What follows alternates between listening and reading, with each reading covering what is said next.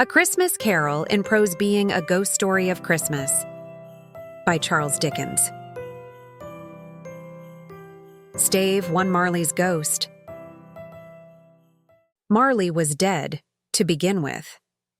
There is no doubt whatever about that. The register of his burial was signed by the clergyman, the clerk, the undertaker, and the chief mourner. Scrooge signed it, and Scrooge's name was good upon change for anything he chose to put his hand to. Old Marley was as dead as a doornail. Mind, I don't mean to say that I know, of my own knowledge, what there is particularly dead about a doornail. I might have been inclined myself to regard a coffin nail as the deadest piece of ironmongery in the trade. But the wisdom of our ancestors is in the simile, and my unhallowed hands shall not disturb it, or the country's done for. You will therefore permit me to repeat, emphatically, that Marley was as dead as a doornail. Scrooge knew he was dead? Of course he did. How could it be otherwise? Scrooge and he were partners for I don't know how many years. Scrooge was his sole executor, his sole administrator, his sole assign, his sole residuary legatee, his sole friend, and sole mourner. And even Scrooge was not so dreadfully cut up by the sad event, but that he was an excellent man of business on the very day of the funeral, and solemnized it with an undoubted bargain. The mention of Marley's funeral brings me back to the point I started from. There is no doubt that Marley was dead. This must be distinctly understood, or nothing wonderful can come of the story I am going to relate. If we were not perfectly convinced that Hamlet's father died before the play began, there would be nothing more remarkable in his taking a stroll at night, in an easterly wind, upon his own ramparts, than there would be in any other middle-aged gentleman rashly turning out after dark in a breezy spot, say St. Paul's churchyard, for instance, literally to astonish his son's weak mind. Scrooge never painted out old Marley's name. There it stood years afterwards above the warehouse door. Scrooge and Marley. The firm was known as Scrooge and Marley. Sometimes people new to the business called Scrooge, and sometimes Marley, but he answered to both names. It was all the same to him. Oh, but he was a tight-fisted hand at the grindstone, Scrooge, a squeezing, wrenching, grasping, scraping, clutching, covetous old sinner. Hard and sharp as flint, from which no steel had ever struck out generous fire. Secret and self-contained, and solitary as an oyster. The cold within him froze his old features, nipped his pointed nose, shriveled his cheek, stiffened his gait, made his eyes red, his thin lips blue, and spoke out shrewdly in his grating voice. A frosty rime was on his head, and on his eyebrows, and his wiry chin. He carried his own low temperature always about with him. He iced his office in the dog days, and didn't thaw it 1 degree at Christmas. External heat and cold had little influence on Scrooge. No warmth could warm, no wintry weather chill him. No wind that blew was bitterer than he. No falling snow was more intent upon its purpose. No pelting rain less open to entreaty. Foul weather didn't know where to have him. The heaviest rain and snow and hail and sleet could boast of the advantage over him in only one respect. They often came down handsomely, and Scrooge never did. Nobody ever stopped him in the street to say, with gladsome looks, "My dear Scrooge, how are you? When will you come to see me?" No beggars implored him to bestow a trifle. No children asked him what it was o'clock. No man or woman ever once in all his life inquired the way to such and such a place, of Scrooge. Even the blind men's dogs appeared to know him, and when they saw him coming on, would tug their owners into doorways and up courts, and then would wag their tails as though they said, "No way at all is better than an evil eye, dark master." But what did Scrooge care? It was the very thing he liked. To edge his way along the crowded paths of life, warning all human sympathy to keep its distance, was what the knowing ones call nuts to Scrooge. Once upon a time, of all the good days in the year on Christmas Eve, old Scrooge sat busy in his counting house. It was cold, bleak, biting weather, foggy withal, and he could hear the people in the court outside, go wheezing up and down, beating their hands upon their breasts, and stamping their feet upon the pavement stones to warm them. The city clocks had only just gone 3, but it was quite dark already. It had not been light all day, and candles were flaring in the windows of the neighboring offices, like ruddy smears upon the palpable brown air. The fog came pouring in at every chink and keyhole, and was so dense without that although the court was of the narrowest, the houses opposite were mere phantoms. To see the dingy cloud come drooping down, obscuring everything, one might have thought that nature lived hard by, and was brewing on a large scale. The door of Scrooge's counting-house was open, that he might keep his eye upon his clerk, who in a dismal little cell beyond, a sort of tank, was copying letters. Scrooge had a very small fire, but the clerk's fire was so very much smaller that it looked like one coal. But he couldn't replenish it, for Scrooge kept the coal box in his own room, and so surely as the clerk came in with the shovel, the master predicted that it would be necessary for them to part. Wherefore the clerk put on his white comforter, and tried to warm himself at the candle, in which effort, not being a man of a strong imagination, he failed. "A Merry Christmas, Uncle. God save you," cried a cheerful voice. It was the voice of Scrooge's nephew, who came upon him so quickly that this was the first intimation he had of his approach. "Bah!" said Scrooge. "Humbug!" He had so heated himself with rapid walking in the fog and frost, this nephew of Scrooge's, that he was all in a glow. His face was ruddy and handsome, his eyes sparkled, and his breath smoked again. "Christmas a humbug, Uncle," said Scrooge's nephew. "You don't mean that, I am sure." "I do," said Scrooge. "Merry Christmas! What right have you to be merry? What reason have you to be merry? You're poor enough." "Come, then," returned the nephew gaily. "What right have you to be dismal? What reason have you to be morose? You're rich enough." Scrooge, having no better answer ready on the spur of the moment, said, "Bah!" again, and followed it up with humbug. "Don't be cross, Uncle," said the nephew. "What else can I be?" returned the uncle, "when I live in such a world of fools as this? Merry Christmas! Out upon Merry Christmas! What's Christmas time to you but a time for paying bills without money? A time for finding yourself a year older, but not an hour richer? A time for balancing your books and having every item in 'em through a round dozen of months presented dead against you? If I could work my will," said Scrooge indignantly, "every idiot who goes about with Merry Christmas on his lips should be boiled with his own pudding and buried with a stake of holly through his heart. He should." "Uncle," pleaded the nephew. "Nephew," returned the uncle sternly, "keep Christmas in your own way and let me keep it in mine." "Keep it," repeated Scrooge's nephew, "but you don't keep it." "Let me leave it alone, then," said Scrooge. "Much good may it do you. Much good it has ever done you." "There are many things from which I might have derived good, by which I have not profited, I dare say," returned the nephew. "Christmas among the rest. But I am sure I have always thought of Christmas time, when it has come round. Apart from the veneration due to its sacred name and origin, if anything belonging to it can be apart from that, as a good time, a kind, forgiving, charitable, pleasant time. The only time I know of, in the long calendar of the year, when men and women seem by one consent to open their shut-up hearts freely, and to think of people below them as if they really were fellow passengers to the grave, and not another race of creatures bound on other journeys. And therefore, Uncle, though it has never put a scrap of gold or silver in my pocket, I believe that it has done me good, and will do me good.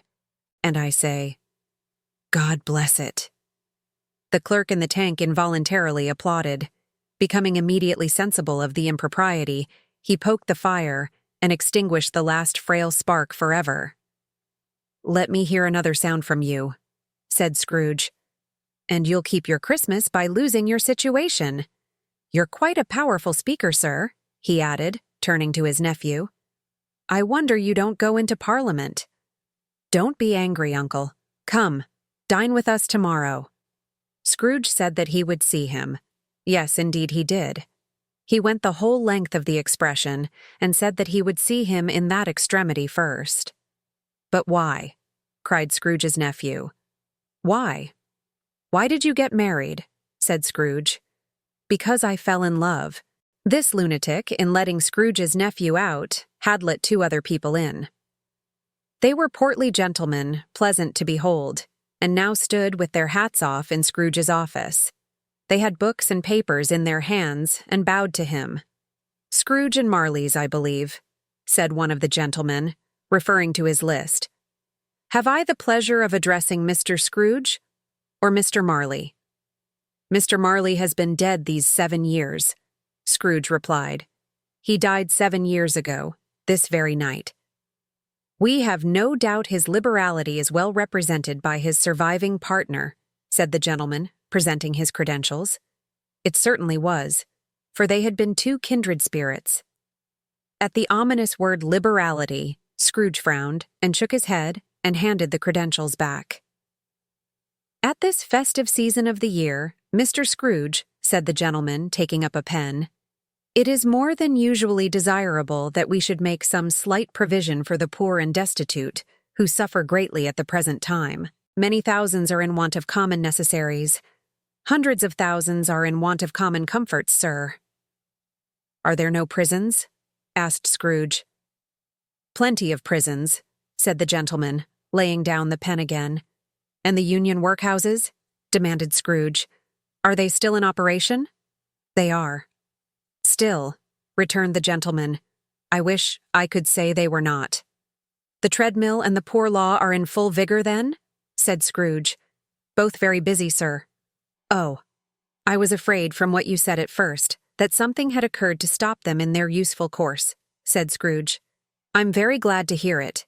Under the impression that they scarcely furnish Christian cheer of mind or body to the multitude," returned the gentleman, "a few of us are endeavoring to raise a fund to buy the poor some meat and drink, and means of warmth. We choose this time, because it is a time of all others, when want is keenly felt and abundance rejoices. What shall I put you down for?" "Nothing," Scrooge replied. "You wish to be anonymous?" "I wish to be left alone," said Scrooge. "Since you ask me what I wish, gentlemen, that is my answer. I don't make merry myself at Christmas, and I can't afford to make idle people merry. I help to support the establishments I have mentioned. They cost enough, and those who are badly off must go there. Many can't go there, and many would rather die." "If they would rather die," said Scrooge, "they had better do it and decrease the surplus population. Besides, excuse me, I don't know that."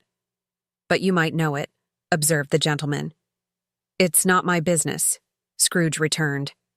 "It's enough for a man to understand his own business, and not to interfere with other people's. Mine occupies me constantly. Good afternoon, gentlemen." Seeing clearly that it would be useless to pursue their point, the gentleman withdrew. Scrooge resumed his labors with an improved opinion of himself, and in a more facetious temper than was usual with him. Meanwhile, the fog and darkness thickened so that people ran about with flaring links, proffering their services to go before horses in carriages and conduct them on their way. The ancient tower of a church, whose gruff old bell was always peeping slyly down at Scrooge out of a Gothic window in the wall, became invisible and struck the hours and quarters in the clouds, with tremulous vibrations afterwards as if its teeth were chattering in its frozen head up there. The cold became intense. In the main street, at the corner of the court, some laborers were repairing the gas pipes and had lighted a great fire in a brazier, round which a party of ragged men and boys were gathered, warming their hands and winking their eyes before the blaze in rapture. The water plug being left in solitude, its overflowings sullenly congealed and turned to misanthropic ice. The brightness of the shops where holly sprigs and berries crackled in the lamp heat of the windows made pale faces ruddy as they passed. Poulterers' and grocers' trades became a splendid joke, a glorious pageant with which it was next to impossible to believe that such dull principles as bargain and sale had anything to do. The Lord Mayor, in the stronghold of the mighty mansion house, gave orders to his 50 cooks and butlers to keep Christmas as a Lord Mayor's household should. And even the little tailor, whom he'd fined 5 shillings on the previous Monday, for being drunk and bloodthirsty in the streets, stirred up tomorrow's pudding in his garret, while his lean wife and the baby sallied out to buy the beef, foggier yet and colder, piercing, searching, biting cold. If the good St. Dunstan had but nipped the evil spirit's nose with a touch of such weather as that, instead of using his familiar weapons, then indeed he would have roared to lusty purpose. The owner of one scant young nose, gnawed and mumbled by the hungry cold as bones are gnawed by dogs, stooped down at Scrooge's keyhole to regale him with a Christmas carol. But at the first sound of "God bless you, merry gentlemen, may nothing you dismay," Scrooge seized the ruler with such energy of action that the singer fled in terror, leaving the keyhole to the fog and even more congenial frost. At length the hour of shutting up the counting-house arrived. With an ill will, Scrooge dismounted from his stool and tacitly admitted the fact to the expectant clerk in the tank, who instantly snuffed his candle out and put on his hat. "You'll want all day tomorrow, I suppose?" said Scrooge. "If quite convenient, sir." "It's not convenient," said Scrooge, "and it's not fair. If I was to stop half a crown for it, you'd think yourself ill-used, I'll be bound?" The clerk smiled faintly. "And yet," said Scrooge, "you don't think me ill-used when I pay a day's wages for no work." The clerk observed that it was only once a year. "A poor excuse for picking a man's pocket every 25th of December," said Scrooge, buttoning his greatcoat to the chin. "But I suppose you must have the whole day. Be here all the earlier next morning." The clerk promised that he would, and Scrooge walked out with a growl. The office was closed in atwinkling, and the clerk, with the long ends of his white comforter dangling below his waist, for he boasted no great coat, went down a slide on Cornhill, at the end of a lane of boys, 20 times, in honor of its being Christmas Eve, and then ran home to Camden Town as hard as he could pelt, to play at blindman's buff. Scrooge took his melancholy dinner in his usual melancholy tavern, and having read all the newspapers, and beguiled the rest of the evening with his banker's book, went home to bed. He lived in chambers which had once belonged to his deceased partner. They were a gloomy suite of rooms, in a lowering pile of building up a yard, where it had so little business to be, that one could scarcely help fancying it must have run there when it was a young house, playing at hide-and-seek with other houses, and forgotten the way out again. It was old enough now, and dreary enough, for nobody lived in it but Scrooge, the other rooms being all let out as offices. The yard was so dark that even Scrooge, who knew its every stone, was fain to grope with his hands. The fog and frost so hung about the black old gateway of the house that it seemed as if the genius of the weather sat in mournful meditation on the threshold. Now, it is a fact that there was nothing at all particular about the knocker on the door, except that it was very large. It is also a fact that Scrooge had seen it, night and morning, during his whole residence in that place. Also that Scrooge had as little of what is called fancy about him as any man in the city of London, even including, which is a bold word, the corporation, alderman, and livery. Let it also be borne in mind that Scrooge had not bestowed one thought on Marley, since his last mention of his 7 years dead partner that afternoon. And then let any man explain to me, if he can, how it happened that Scrooge, having his key in the lock of the door, saw in the knocker, without its undergoing any intermediate process of change, not a knocker, but Marley's face. Marley's face. It was not an impenetrable shadow as the other objects in the yard were, but had a dismal light about it, like a bad lobster in a dark cellar. It was not angry or ferocious, but looked at Scrooge as Marley used to look, with ghostly spectacles turned up on its ghostly forehead. The hair was curiously stirred, as if by breath or hot air, and though the eyes were wide open, they were perfectly motionless. That, and its livid color, made it horrible, but its horror seemed to be in spite of the face and beyond its control, rather than a part of its own expression. As Scrooge looked fixedly at this phenomenon, it was a knocker again. to say that he was not startled, or that his blood was not conscious of a terrible sensation to which it had been a stranger from infancy, would be untrue. But he put his hand upon the key he had relinquished, turned it sturdily, walked in, and lighted his candle. He did pause, with a moment's irresolution, before he shut the door, and he did look cautiously behind it first, as if he half expected to be terrified with the sight of Marley's pigtail sticking out into the hall. But there was nothing on the back of the door, except the screws and nuts that held the knocker on, so he said, "Pooh, pooh," and closed it with a bang. The sound resounded through the house like thunder. Every room above, and every cask in the wine merchant cellars below, appeared to have a separate peal of echoes of its own. Scrooge was not a man to be frightened by echoes. He fastened the door and walked across the hall and up the stairs. Slowly, too, trimming his candle as he went. You may talk vaguely about driving a coach and six up a good old flight of stairs, or through a bad young Act of Parliament.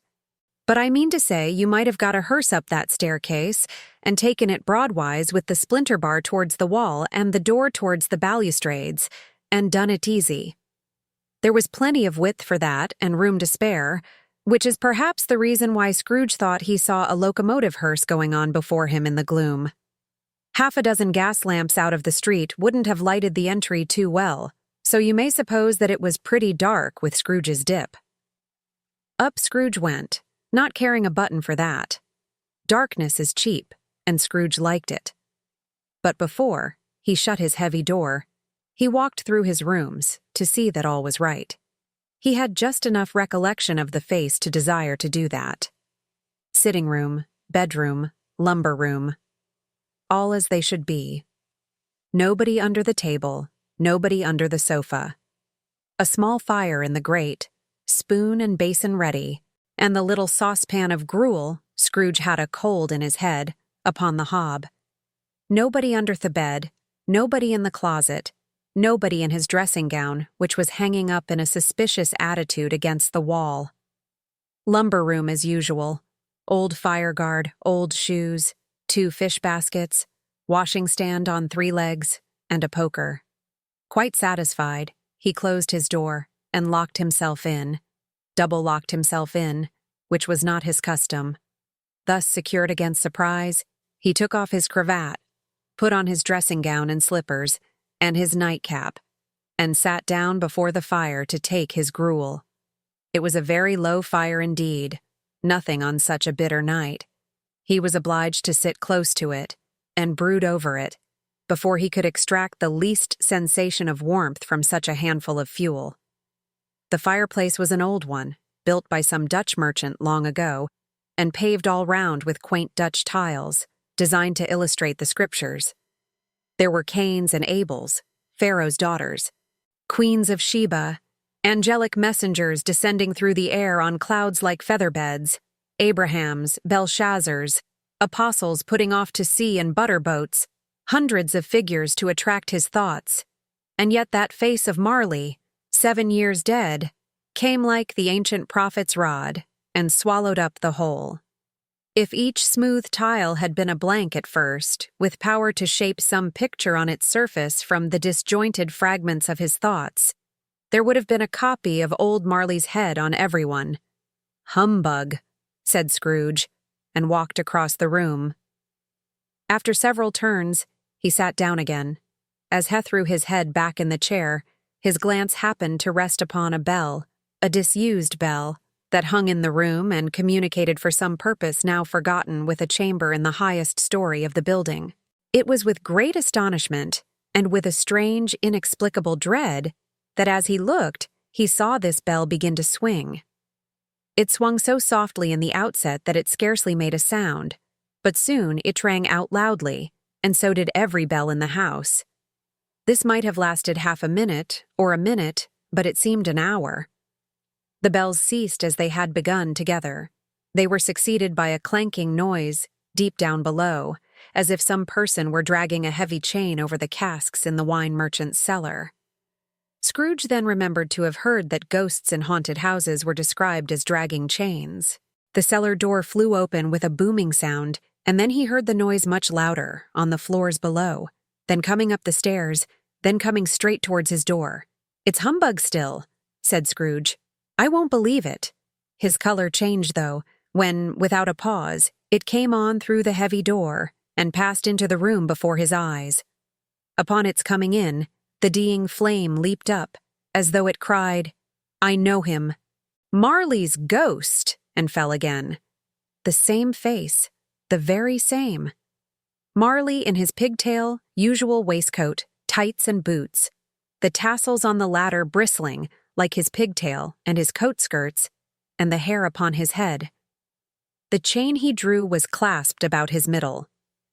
It was long, and wound about him like a tail, and it was made, for Scrooge observed it closely, of cash boxes, keys, padlocks, ledgers, deeds, and heavy purses wrought in steel.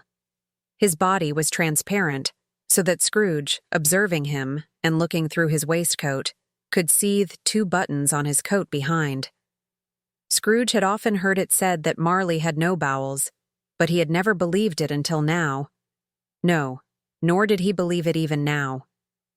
Though he looked the phantom through and saw it standing before him, though he felt the chilling influence of its death-cold eyes, and marked the very texture of the folded kerchief bound about its head and chin, which wrapper he had not observed before, he was still incredulous, and fought against his senses.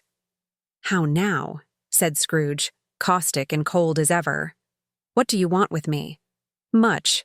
Marley's voice, no doubt about it. "Who are you?" "Ask me who I was." "Who were you then?" said Scrooge, raising his voice. "You're particular, for a shade." He was going to say to a shade, but substituted this, as more appropriate. "In life I was your partner, Jacob Marley." Can you sit down?" asked Scrooge, looking doubtfully at him. "I can. Do it then."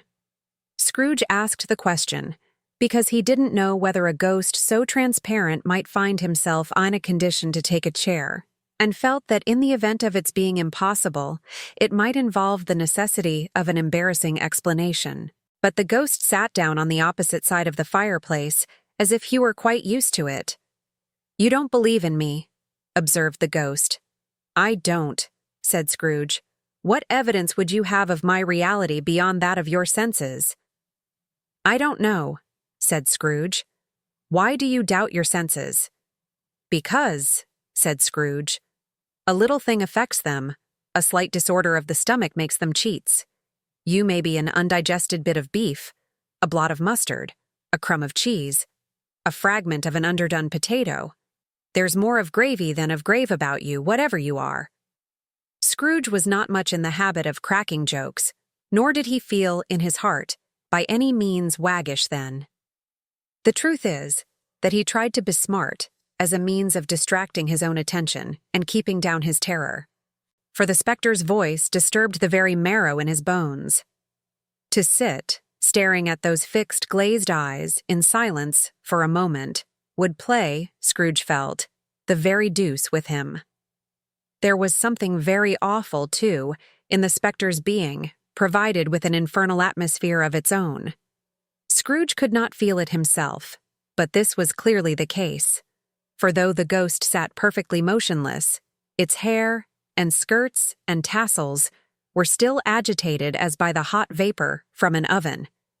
"You see this toothpick?"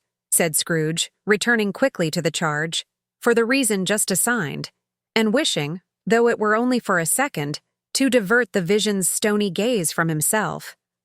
"I do," replied the ghost. "You are not looking at it," said Scrooge. "But I see it," said the ghost, notwithstanding. "Well," returned Scrooge, "I have but to swallow this, and be for the rest of my days persecuted by a legion of goblins, all of my own creation. Humbug, I tell you! Humbug!" At this the spirit raised a frightful cry, and shook its chain with such a dismal and appalling noise that Scrooge held on tight to his chair, to save himself from falling in a swoon. But how much greater Wash's horror, when the phantom, taking off the bandage round its head, as if it were too warm to wear indoors, its lower jaw dropped down upon its breast, Scrooge fell upon his knees and clasped his hands before his face. "Mercy," he said. "Dreadful apparition, why do you trouble me?" "Man of the worldly mind," replied the ghost, "do you believe in me or not?" "I do," said Scrooge. "I must. But why do spirits walk the earth, and why do they come to me?" "It is required of every man," the ghost returned, "that the spirit within him should walk abroad among his fellowmen, and travel far and wide, and if that spirit goes not forth in life, it is condemned to do so after death. It is doomed to wander through the world, oh woe is me, and witness what it cannot share, but might have shared on earth and turned to happiness." Again the spectre raised a cry and shook its chain and wrung its shadowy hands. "You are fettered," said Scrooge, trembling. "Tell me why." "I wear the chain I forged in life," replied the ghost. "I made it link by link and yard by yard. I girded it on of my own free will, and of my own free will I wore it. Is its pattern strange to you?" Scrooge trembled more and more. "Or would you know," pursued the ghost, "the weight and length of the strong coil you bear yourself? It was full as heavy and as long as this, 7 Christmas Eves ago. You have labored on it since. It is a ponderous chain." Scrooge glanced about him on the floor, in the expectation of finding himself surrounded by some 50 or 60 fathoms of iron cable. But he could see nothing. "Jacob," he said imploringly. "Old Jacob Marley, tell me more. Speak comfort to me, Jacob." "I have none to give," the ghost replied. "It comes from other regions, Ebenezer Scrooge, and is conveyed by other ministers to other kinds of men. Nor can I tell you what I would. A very little more is all permitted to me. I cannot rest, I cannot stay, I cannot linger anywhere. My spirit never walked beyond our counting-house. Mark me. In life my spirit never roved beyond the narrow limits of our money-changing hole, and weary journeys lie before me." It was a habit with Scrooge, whenever he became thoughtful, to put his hands in his breeches pockets. Pondering on what the ghost had said, he did so now, but without lifting up his eyes or getting off his knees.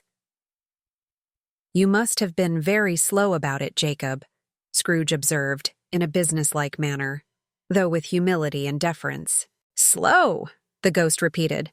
"7 years dead," mused Scrooge. "And traveling all the time?" "The whole time," said the ghost. "No rest, no peace. Incessant torture of remorse."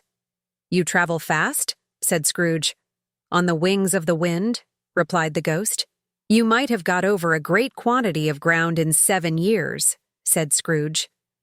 The ghost, on hearing this, set up another cry, and clanked its chain so hideously in the dead silence of the night that the ward would have been justified in indicting it for a nuisance.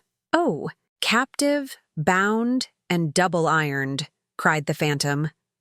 "Not to know that ages of incessant labor be immortal creatures, for this earth must pass into eternity before the good of which it is susceptible is all developed. Not to know that any Christian spirit, working kindly in its little sphere, whatever it may be, will find its mortal life too short for its vast means of usefulness. Not to know that no space of regret can make amends for one life's opportunity, misused. Yet such was I. Oh, such was I." "But you were always a good man of business, Jacob," faltered Scrooge, who now began to apply this to himself. "Business!" cried the ghost, wringing its hands again. "Mankind was my business. The common welfare was my business. Charity, mercy, forbearance, and benevolence were all my business. The dealings of my trade were but a drop of water in the comprehensive ocean of my business." It held up its chain at arm's length, as if that were the cause of all its unavailing grief, and flung it heavily upon the ground again. "At this time of the rolling year," the spectre said, "I suffer most. Why did I walk through crowds of fellow beings with my eyes turned down, and never raise them to that blessed star which led the wise men to a poor abode? Were there no poor homes to which its light would have conducted me?" Scrooge was very much dismayed to hear the spectre going on at this rate, and began to quake exceedingly. "Hear me," cried the ghost. "My time is nearly gone." "I will," said Scrooge. "But don't be hard upon me. Don't be flowery, Jacob, pray. How it is that I appear before you in a shape that you can see, I may not tell. I have sat invisible beside you many and many a day." It was not an agreeable idea. Scrooge shivered and wiped the perspiration from his brow. "That is no light part of my penance," pursued the ghost. "I am here tonight to warn you that you have yet a chance and hope of escaping my fate. A chance and hope of my procuring Ebenezer." "You were always a good friend to me," said Scrooge. "Thank ye." "You will be haunted," resumed the ghost, "by 3 spirits. Scrooge's countenance fell almost as low as the ghost's had done. "Is that the chance and hope you mentioned, Jacob?" he demanded, in a faltering voice. "It is. I think I'd rather not," said Scrooge. "Without their visits," said the ghost, "you cannot hope to shun the path I tread. Expect the first tomorrow when the bell tolls 1. "Couldn't I take 'em all at once and have it over, Jacob?" hinted Scrooge. "Expect the second on the next night at the same hour. The third upon the next night when the last stroke of 12 has ceased to vibrate. Look to seem no more, and look that, for your own sake, you remember what has passed between us." When it had said these words, the spectre took its wrapper from the table and bound it round its head, as before. Scrooge knew this by the smart sound its teeth made when the jaws were brought together by the bandage. He ventured to raise his eyes again, and found his supernatural visitor confronting him in an erect attitude, with its chain wound over and about its arm.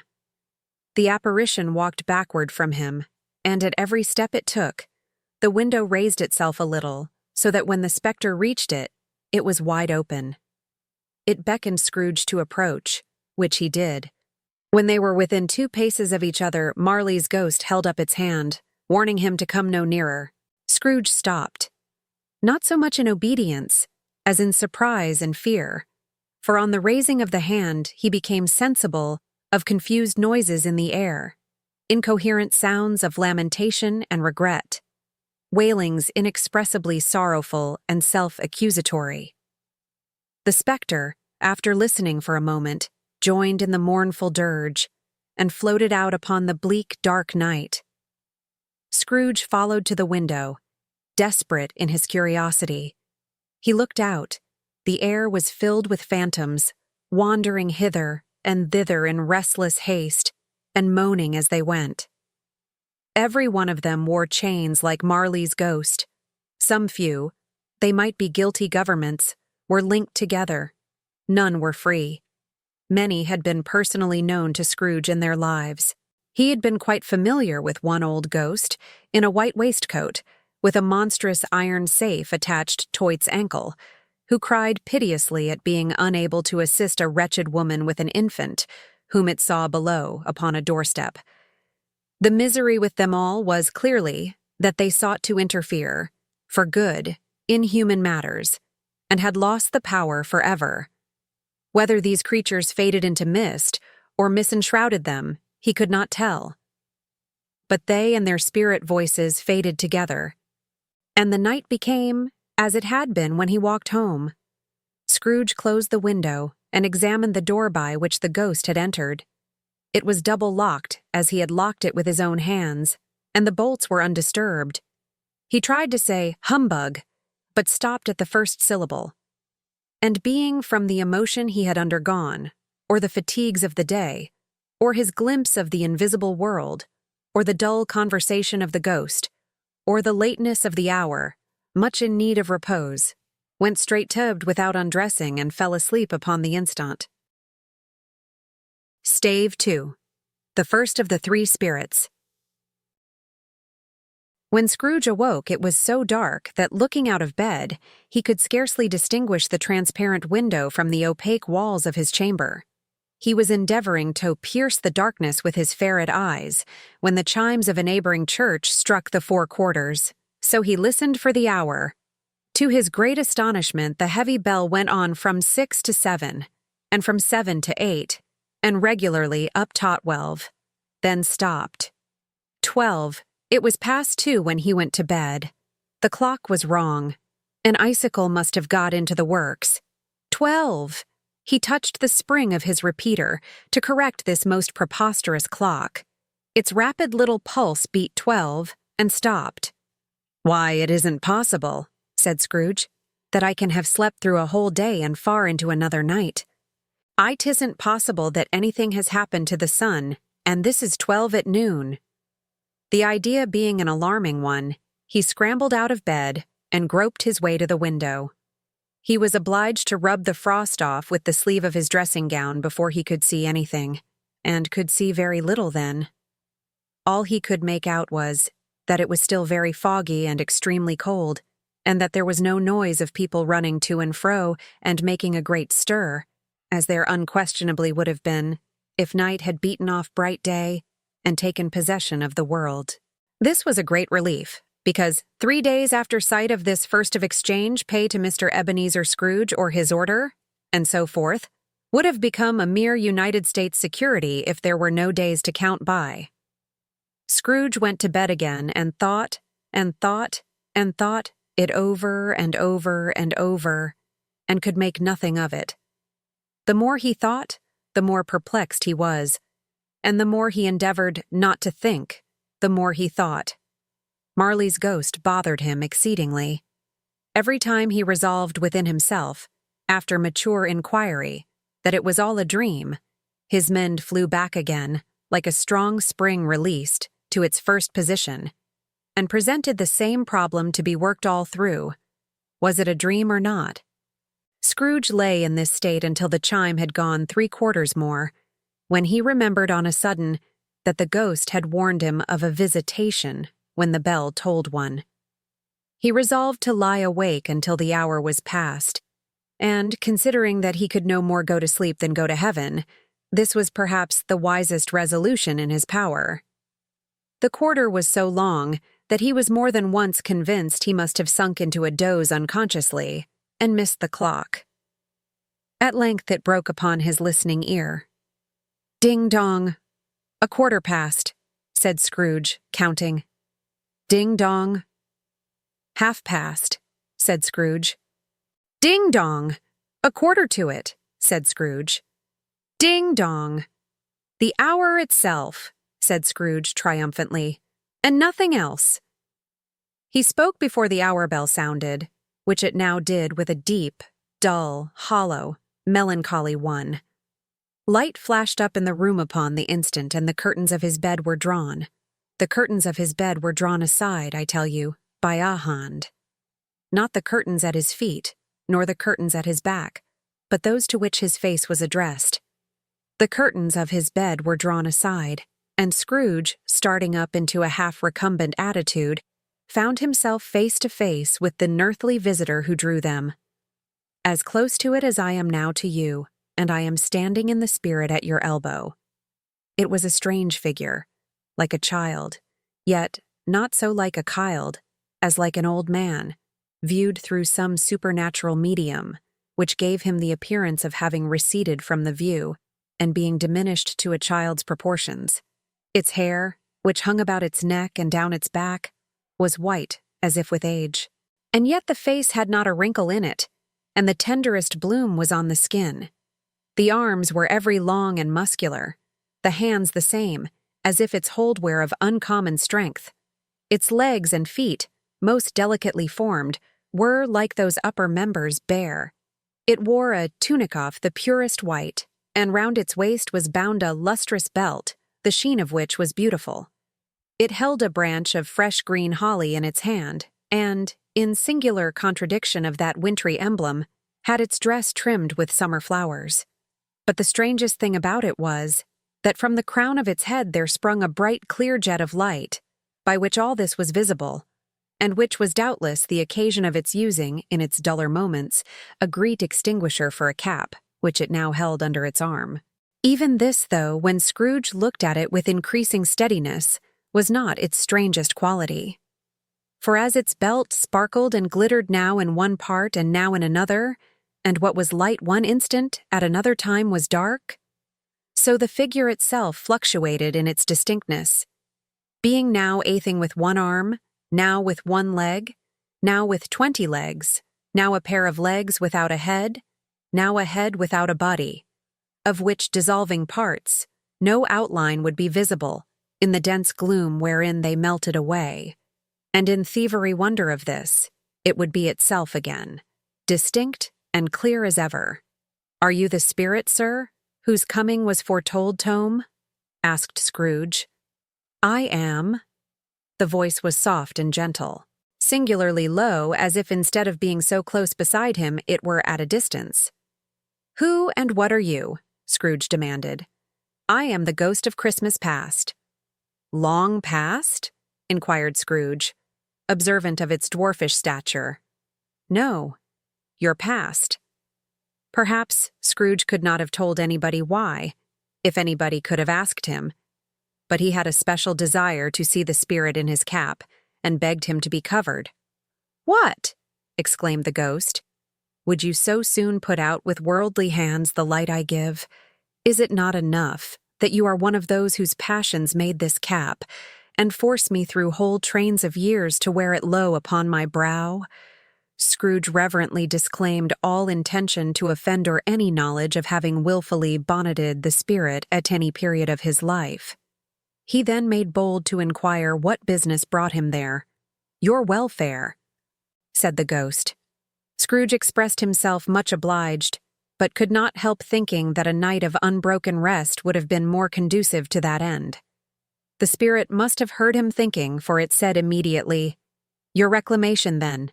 Take heed."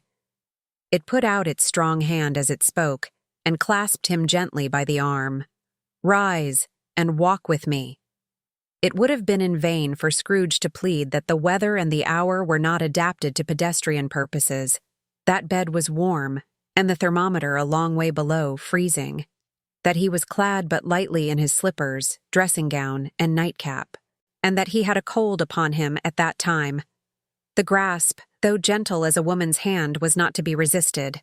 He rose, but finding that the spirit made towards the window, clasped his robe in supplication. "I am a mortal," Scrooge remonstrated, "and liable to fall." "Bear but a touch of my hand there," said the spirit, laying it upon his heart, "and you shall be upheld in more than this." As the words were spoken, they passed through the wall and stood upon an open country road, with fields on either hand. The city had entirely vanished. Not a vestige of it was to be seen. The darkness and the mist had vanished with it, for it was a clear, cold winter day, with snow upon the ground. "Good heaven," said Scrooge, clasping his hands together as he looked about him. "I was bred in this place.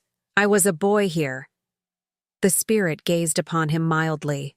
Its gentle touch, though it had been light and instantaneous, appeared still present to the old man's sense of feeling. He was conscious of 1,000 odors floating in the air, each one connected with 1,000 thoughts, and hopes and joys and cares long, long forgotten. "Your lip is trembling," said the ghost. "And what is that upon your cheek?" Scrooge muttered, with an unusual catching in his voice, that it was a pimple, and begged the ghost to lead him where he would. "You recollect the way?" inquired the spirit. "Remember it," cried Scrooge with fervor. "I could walk it blindfold." "Strange to have forgotten it for so many years," observed the ghost. "Let us go on." They walked along the road, Scrooge recognizing every gate, and post, and tree, until a little market town appeared in the distance, with its bridge, its church, and winding river. Some shaggy ponies now were seen trotting towards them, with boys upon their backs, who called to other boys in country gigs and carts, driven by farmers. All these boys were in great spirits, and shouted to each other until the broad fields were so full of merry music that the crisp air laughed to hear it. "These are but shadows of the things that have been," said the ghost. "They have no consciousness of us." The jocund travelers came on, and as they came, Scrooge knew and named them everyone. Why was he rejoiced beyond all bounds to see them? Why did his cold eye glisten and his heart leap up as they went past? Why was he filled with gladness when he heard them give each other Merry Christmas as they parted at crossroads and byways for their several homes? What was Merry Christmas to Scrooge? Out upon Merry Christmas. What good had it ever done to him? "The school is not quite deserted," said the ghost. "A solitary child, neglected by his friends, is left there still." Scrooge said he knew it. And he sobbed. They left the high road by a well-remembered lane and soon approached a mansion of dull red brick with a little weathercock-surmounted cupola on the roof and a bell hanging in it. It was a large house, but one of broken fortunes. For the spacious offices were little used, their walls were damp and mossy, their windows broken, and their gates decayed. Fowls clucked and strutted in the stables, and the coach-houses and sheds were overrun with grass, nor was it more retentive of its ancient state within. For entering the dreary hall and glancing through the open doors of many rooms, they found them poorly furnished, cold, and vast. There was an earthy savor in the air, ackly bareness in the place, which associated itself somehow with too much getting up by candlelight and not too much to eat. They went, the ghost and Scrooge, across the hall to a door at the back of the house. It opened before them and disclosed a long, bare, melancholy room, made barer still by lines of plain deal forms and desks. At one of these a lonely boy was reading near a feeble fire, and Scrooge sat down upon a form and wept to see his poor forgotten self as he used to be.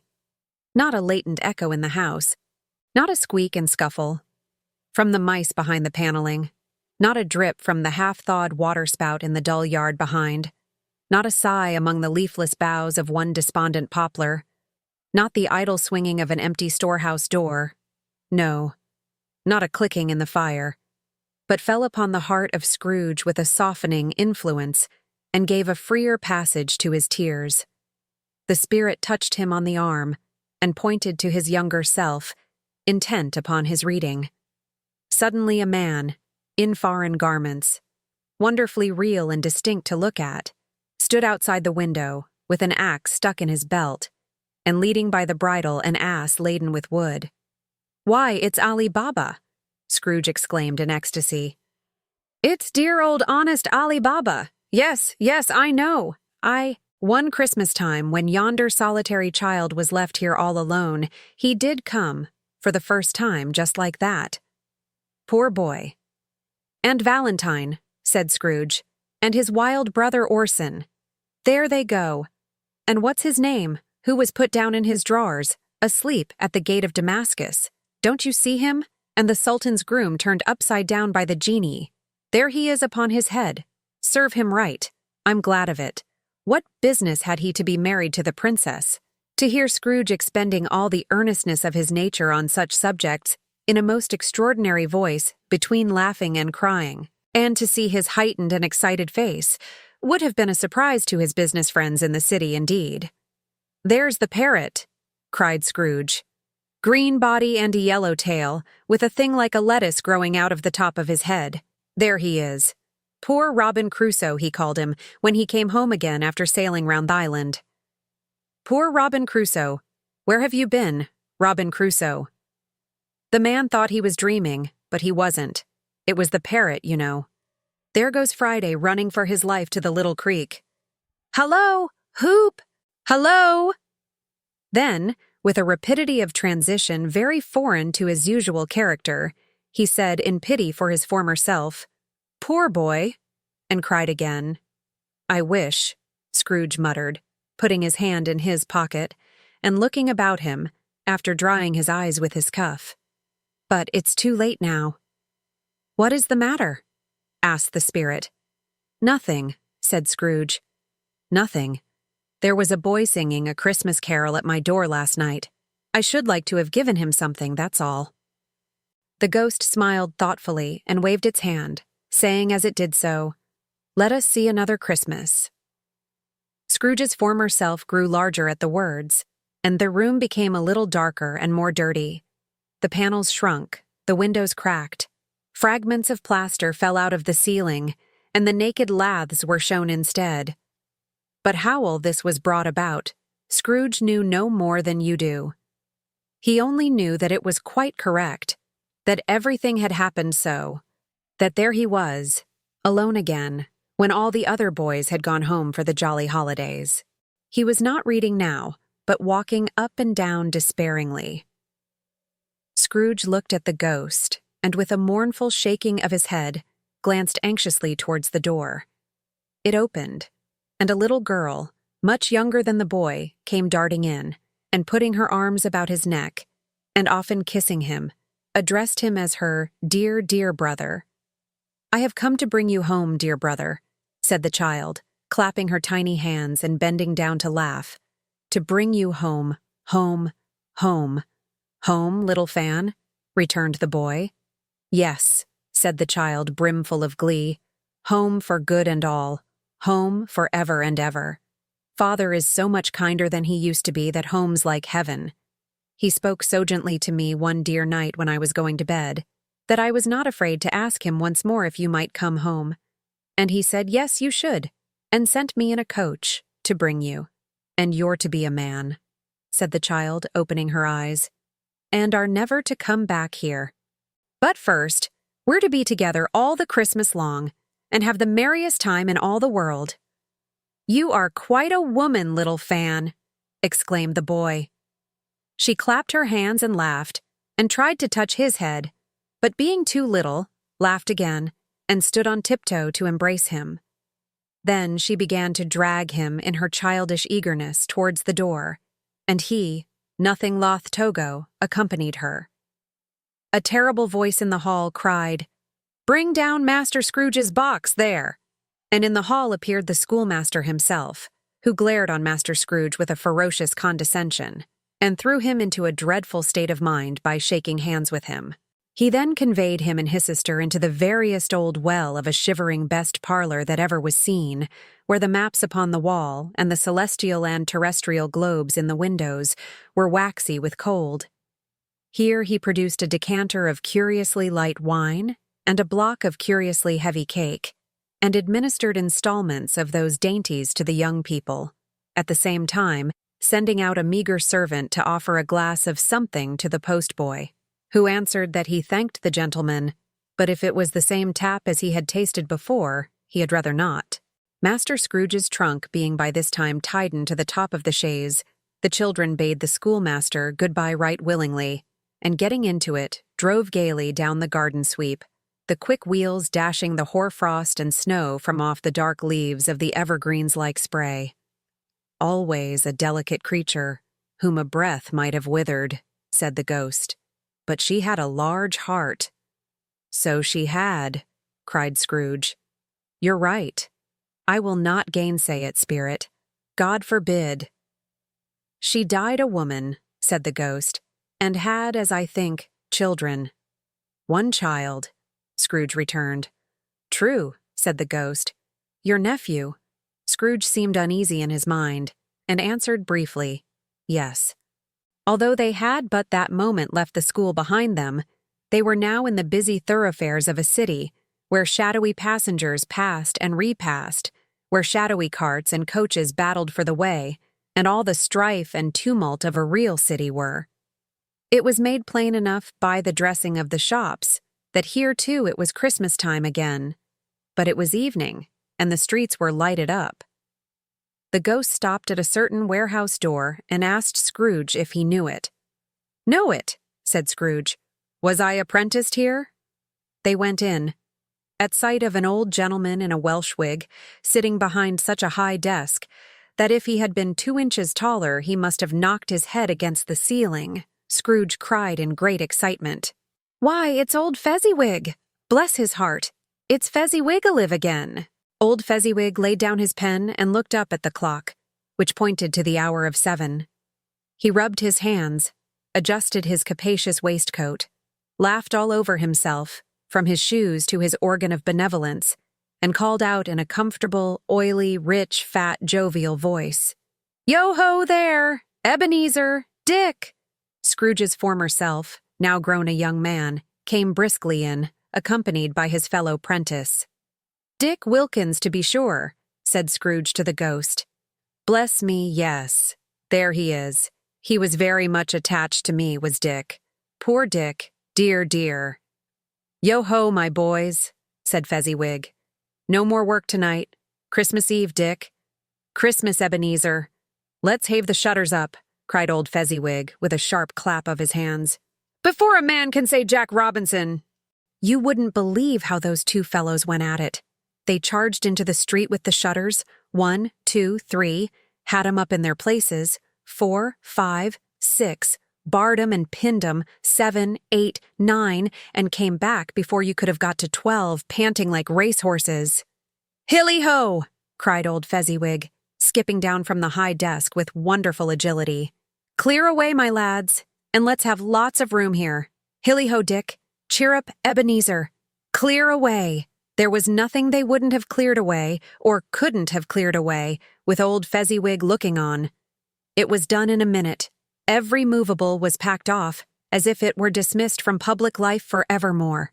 The floor was swept and watered, the lamps were trimmed, fuel was heaped upon the fire, and the warehouse was as snug and warm and dry and bright a ballroom as you would desire to see upon a winter's night.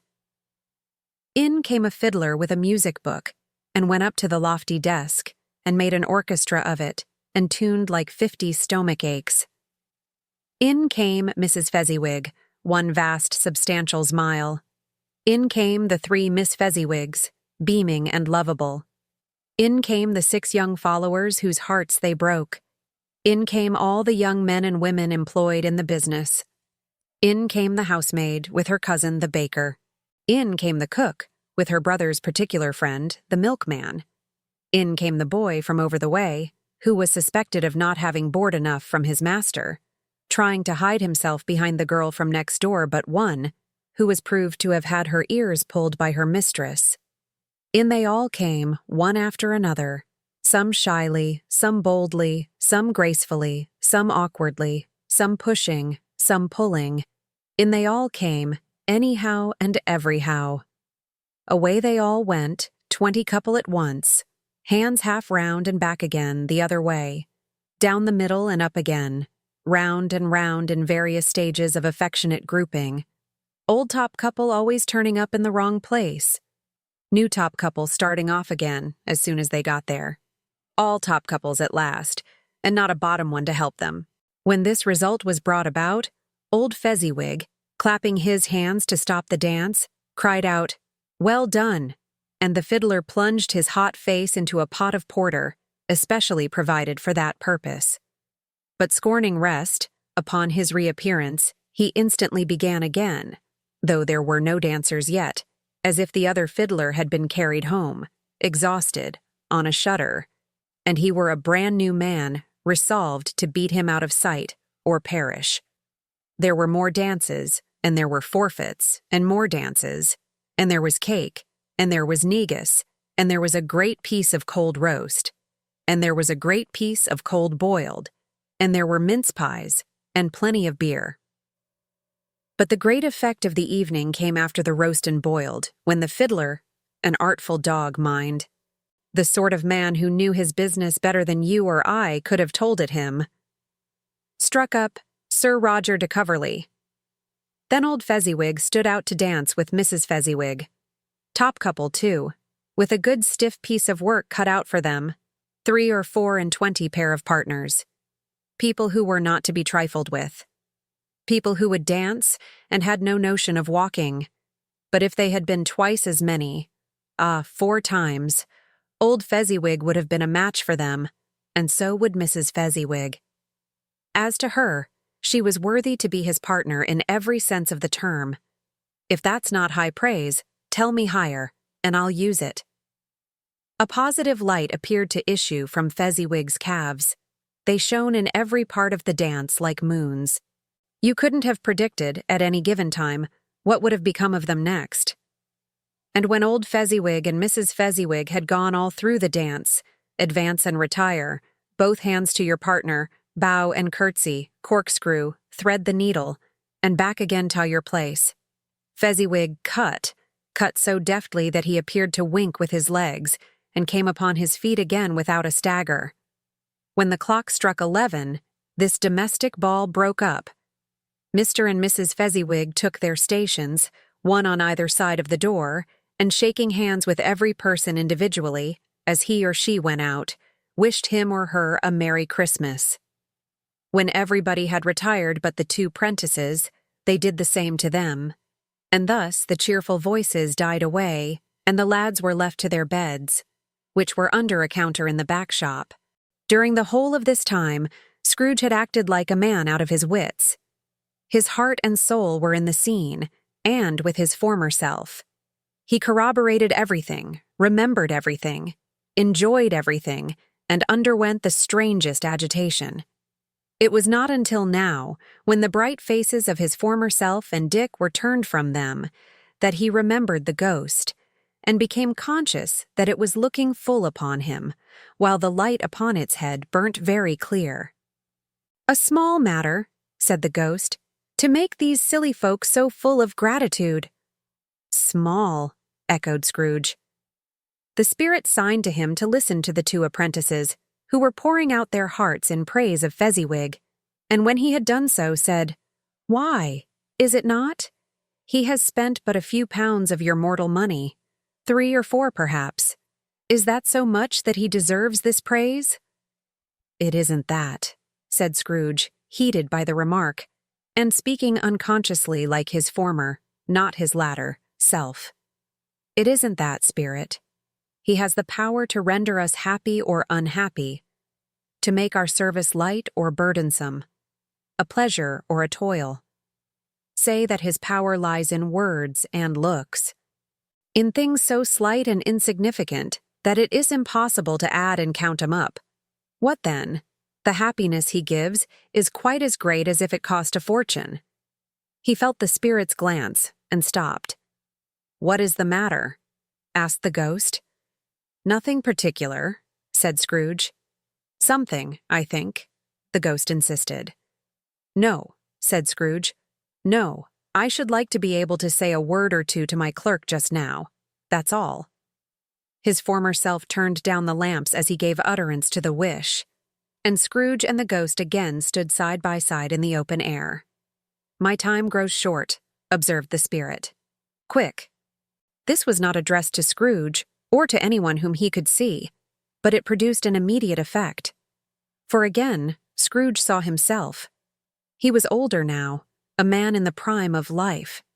His face had not the harsh and rigid lines of later years, but it had begun to wear the signs of care and avarice. There was an eager, greedy, restless motion in the eye, which showed the passion that had taken root, and where the shadow of the growing tree would fall. He was not alone, but sat by the side of a fair young girl in a mourning dress, in whose eyes there were tears, which sparkled in the light that shone out of the ghost of Christmas past. "It matters little," she said softly. "To you very little. Another idol has displaced me, and if it can cheer and comfort you in time to come, as I would have tried to do, I have no just cause to grieve." "What idol has displaced you?" he rejoined. "A golden one. This is the even-handed dealing of the world," he said. "There is nothing on which it is so hard as poverty, and there is nothing it professes to condemn with such severity as the pursuit of wealth." "You fear the world too much," she answered gently. "All your other hopes have merged into the hope of being beyond the chance of its sordid reproach. I have seen your nobler aspirations fall off one by one until the master passion, gain, engrosses you. Have I not?" "What then?" he retorted. "Even if I have grown so much wiser, what then? I am not changed towards you." She shook her head. "Am I? Our contract is an old one. It was made when we were both poor and content to be so, until, in good season, we could improve our worldly fortune by our patient industry. You are changed. When it was made, you were another man." "I was a boy," he said impatiently. "Your own feeling tells you that you were not what you are," she returned. "I am. That which promised happiness when we were one in heart is fraught with misery now that we are two. How often and how keenly I have thought of this I will not say. It is enough that I have thought of it and can release you. Have I ever sought release? In words, no, never.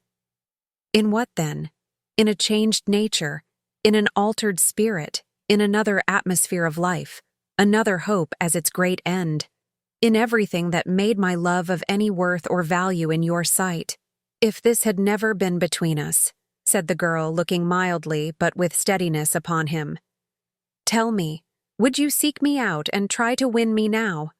Ah, no. He seemed to yield to the justice of this supposition, in spite of himself. But he said with a struggle, You think not? I would gladly think otherwise if I could, she answered. Heaven knows. When I have learned a truth like this, I know how strong and irresistible it must be. But if you were free today, tomorrow, yesterday, can even I believe that you would choose a dowerless girl, you who, in your very confidence with her, weigh everything by gain, or, choosing her, if for a moment you were false enough to your one guiding principle to do so, do I not know that your repentance and regret would surely follow? I do. And I release you, with a full heart, for the love of him you once were. He was about to speak, but with her head turned from him, she resumed. You may, the memory of what is past half makes me hope you will, have pain in this. A very, very brief time, and you will dismiss the recollection of it, gladly as an unprofitable dream, from which it happened well that you awoke. May you be happy in the life you have chosen. She left him, and they parted.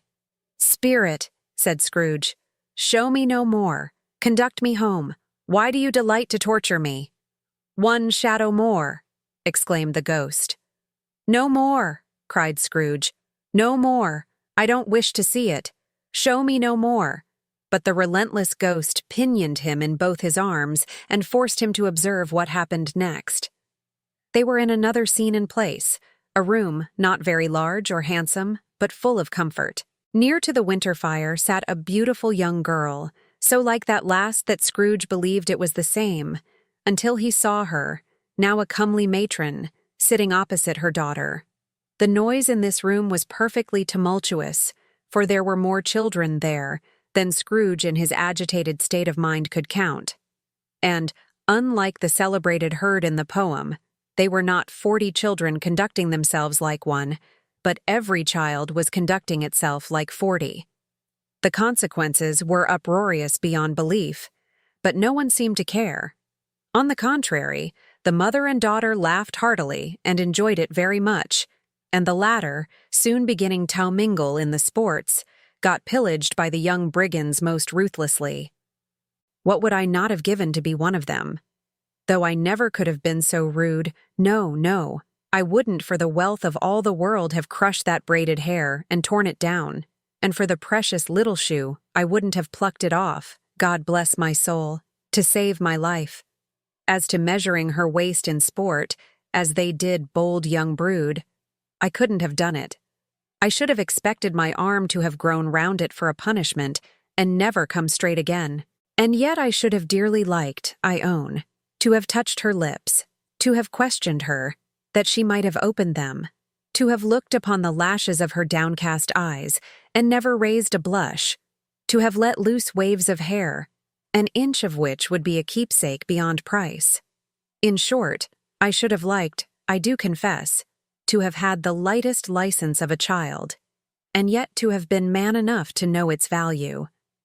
But now a knocking at the door was heard, and such a rush immediately ensued that she with laughing face and plundered dress was borne towards it the center of a flushed and boisterous group, just in time to greet the father, who came home attended by a man laden with Christmas toys and presents.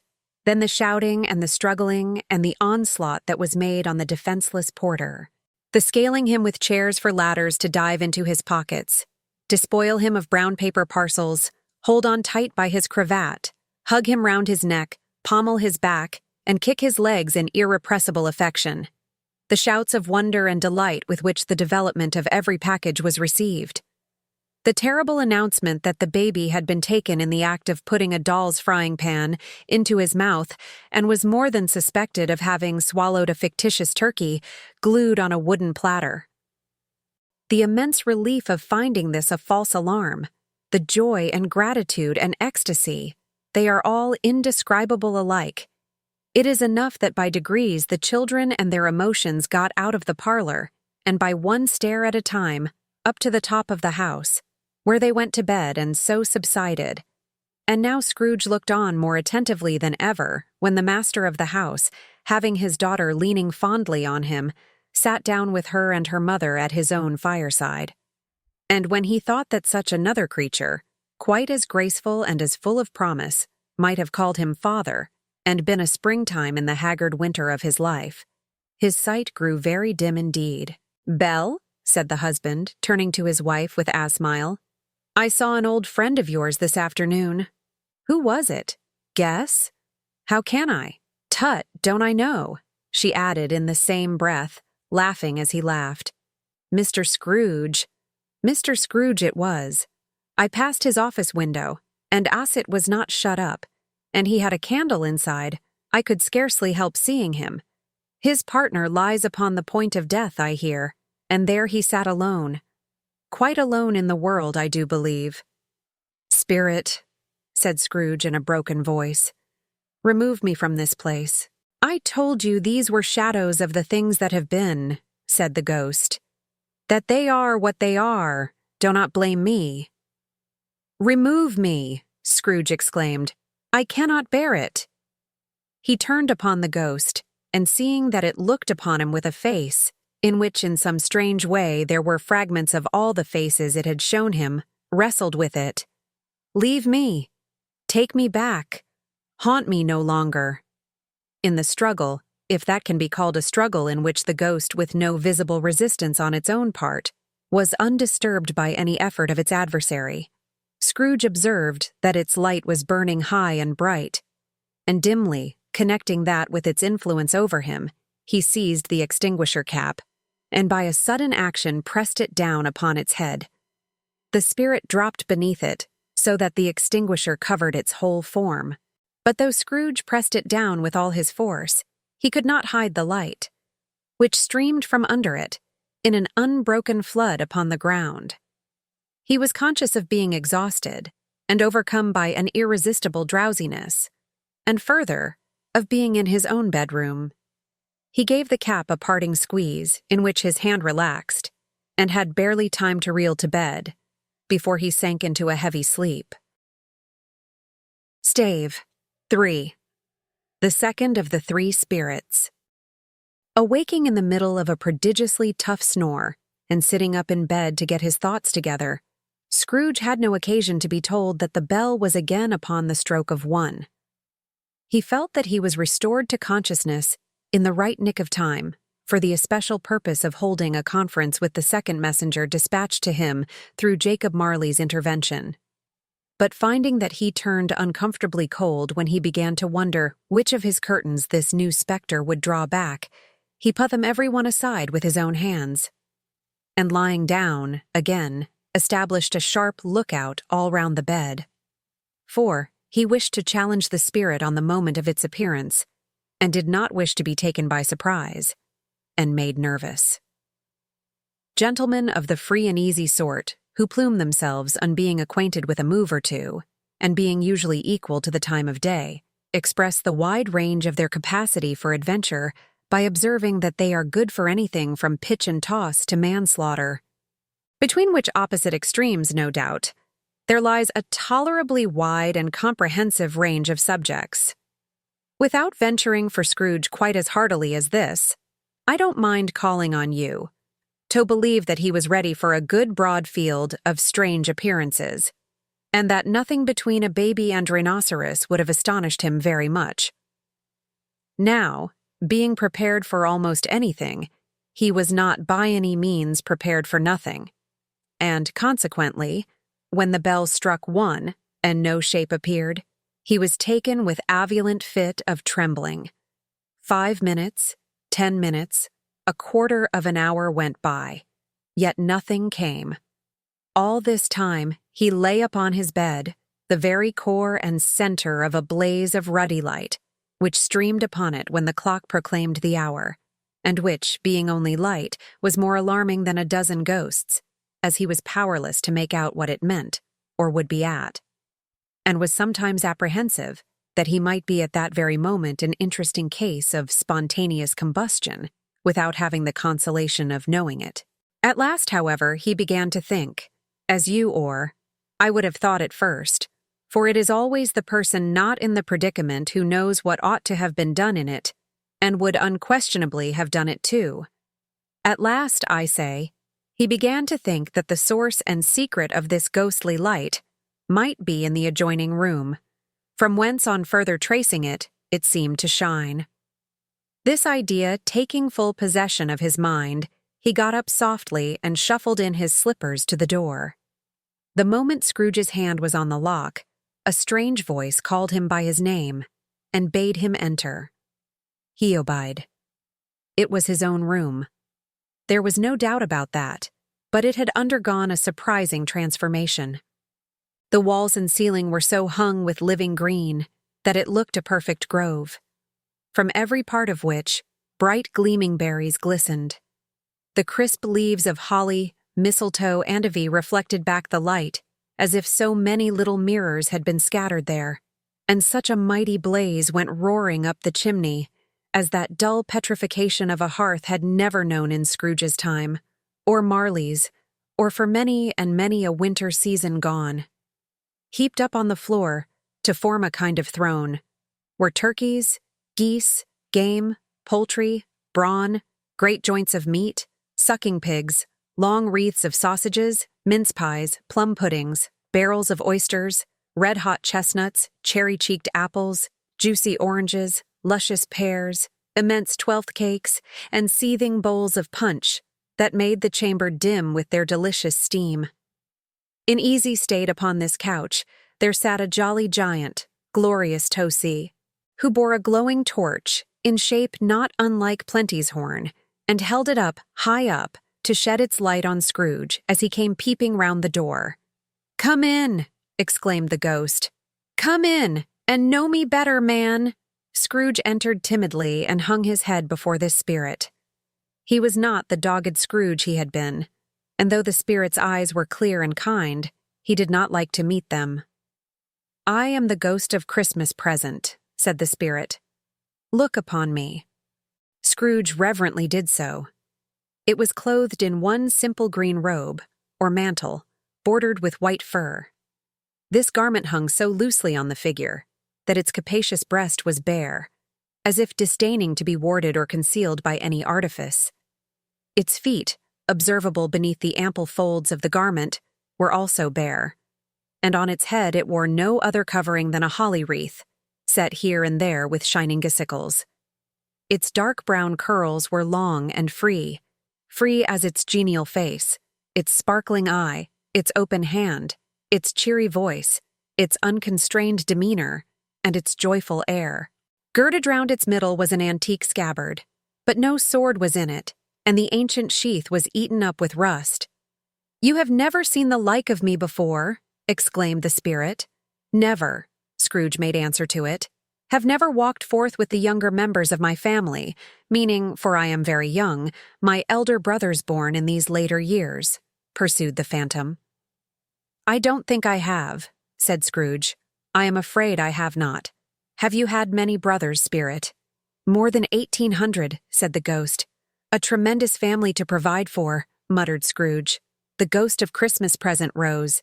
"Spirit," said Scrooge submissively, "conduct me where you will. I went forth last night on compulsion, and I learnt a lesson which is working now. Tonight, if you have aught to teach me, let me profit by it. Touch my robe."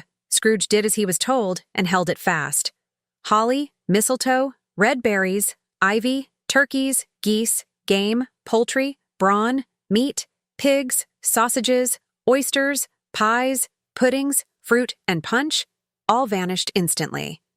So did the room, the fire, the ruddy glow, the hour of night, and they stood in the city streets on Christmas morning, where, for the weather was severe, The people made a rough, but brisk and not unpleasant kind of music in scraping the snow from the pavement in front of their dwellings, and from the tops of their houses, whence it was mad delight to the boys to see it come plumping down into the road below and splitting into artificial little snowstorms. The house fronts looked black enough, and the windows blacker, contrasting with the smooth white sheet of snow upon the roofs, and with the dirtier snow upon the ground, which last deposit had been plowed up in deep furrows by the heavy wheels of carts and wagons, furrows that crossed and recrossed each other hundreds of times where the great streets branched off, and made intricate channels, hard to trace, in the thick yellow mud and icy water. The sky was gloomy, and the shortest streets were choked up with a dingy mist, half thawed, half frozen, whose heavier particles descended in a shower of sooty atoms, as if all the chimneys in Great Britain had, by one consent, caught fire and were blazing away to their dear hearts' content. There was nothing very cheerful in the climate or the town, and yet was there an air of cheerfulness abroad that the clearest summer air and brightest summer sun might have endeavored to diffuse in vain. For the people who were shoveling away on the housetops were jovial and full of glee, calling out to one another from the parapets, and now and then exchanging a facetious snowball, better-natured missile far than many a wordy jest, laughing heartily if it went right, and not less heartily if it went wrong. The poulterers' shops were still half open, and the fruiterers were radiant in their glory. There were great, round, pot-bellied baskets of chestnuts, shaped like the waistcoats of jolly old gentlemen, lolling at the doors, and tumbling out into the street in their apoplectic opulence. There were ruddy, brown-faced, broad-girthed Spanish onions, shining in the fatness of their growth like Spanish friars, and winking from their shelves in wanton slyness at the girls as they went by, and glanced demurely at the hung-up mistletoe. There were pears and apples, clustered high in blooming pyramids. There were bunches of grapes made, in the shopkeeper's benevolence to dangle from conspicuous hooks, that people's mouths might water gratis as they passed. There were piles of filberts, mossy and brown, recalling in their fragrance ancient walks among the woods and pleasant shufflings ankle-deep through withered leaves. There were Norfolk biffins, squat and swarthy, setting off the yellow of the oranges and lemons, and, in the great compactness of their juicy persons, urgently entreating and beseeching to be carried home in paper bags and eaten after dinner. The very gold and silver fish, set forth among these choice fruits in a bowl, though members of a dull and stagnant-blooded race, appeared to know that there was something going on, and, to a fish, went gasping round and drowned their little world in slow and passionless excitement. The grocers, oh, the grocers, nearly closed with perhaps 2 shutters down, or 1, but through those gaps such glimpses. It was not alone that the scales descending on the counter made a merry sound, or that the twine and roller parted company so briskly, or that the canisters were rattled up and down like juggling tricks, or even that the blended scents of tea and coffee were so grateful to the nose, or even that the raisins were so plentiful and rare, the almonds so extremely white, the sticks of cinnamon so long and straight, the other spices so delicious, the candied fruit so caked and spotted with molten sugar as to make the coldest lookers-on feel faint and subsequently bilious. Nor was it that the figs were moist and pulpy, or that the French plums blushed in modest tartness from their highly decorated boxes, or that everything was good to eat and in its Christmas dress. But the customers were all so hurried and so eager in the hopeful promise of the day that they tumbled up against each other, at the door, crashing their wicker baskets wildly, and left their purchases upon the counter, and came running back to fetch them and committed hundreds of the like mistakes, in the best humor possible, while the grocer and his people were so frank and fresh that the polished hearts with which they fastened their aprons behind might have been their own, worn outside for general inspection, and for Christmas doss to peck at if they chose. But soon the steeples called good people all, to church and chapel, and away they came, flocking through the streets in their best clothes and with their gayest faces. And at the same time there emerged from scores of by-streets, lanes, and nameless turnings, innumerable people, carrying their dinners to the bakers' shops.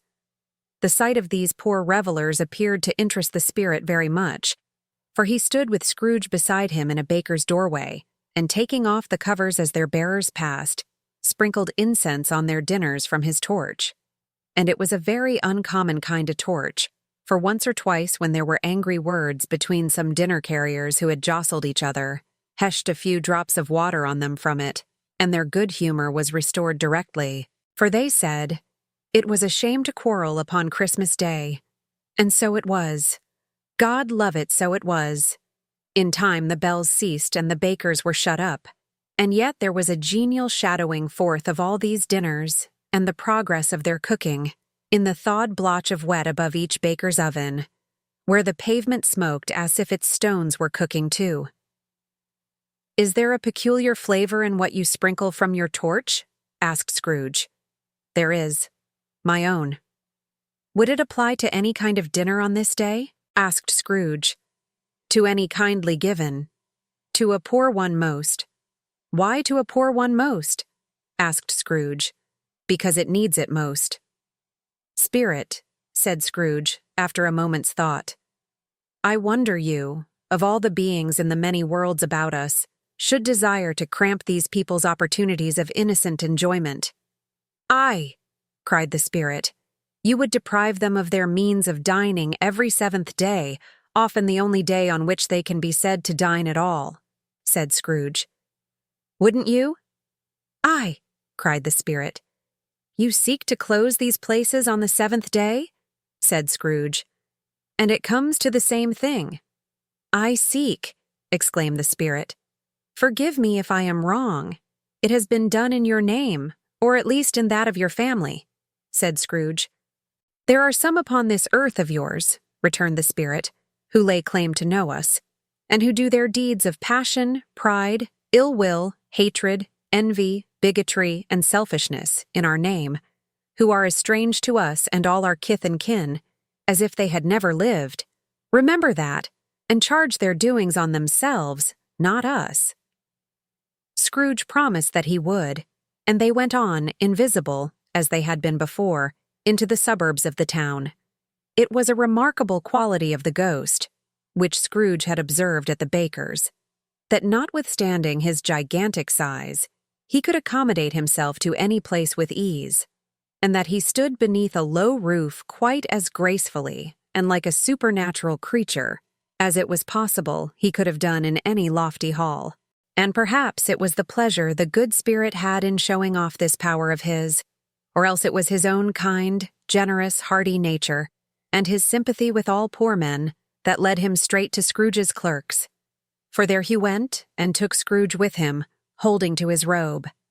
And on the threshold of the door the spirit smiled and stopped, to bless Bob Cratchit's dwelling with the sprinkling of his torch.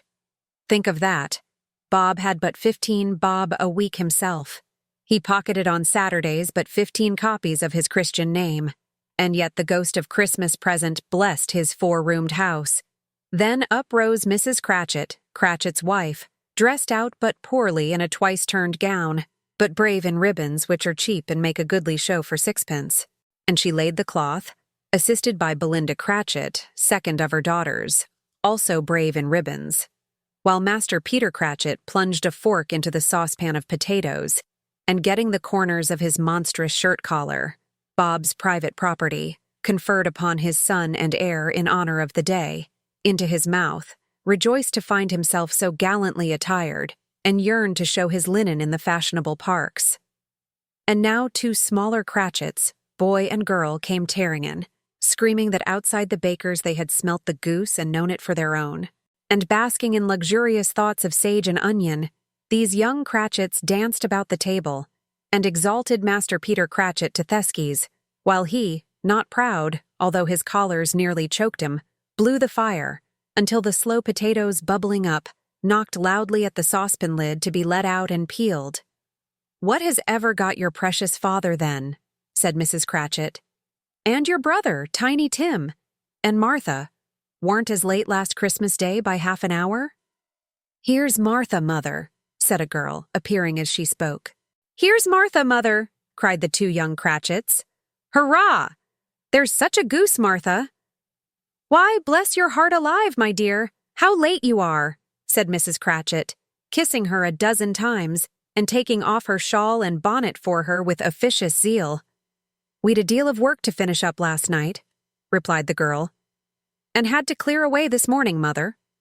Well, never mind so long as you are come, said Mrs. Cratchit.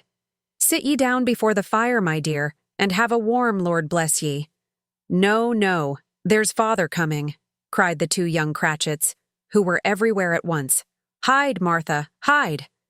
So Martha hid herself, and in came little Bob, the father, with at least 3 feet of comforter, exclusive of the fringe, hanging down before him, and his threadbare clothes darned up and brushed, to look seasonable, and Tiny Tim upon his shoulder.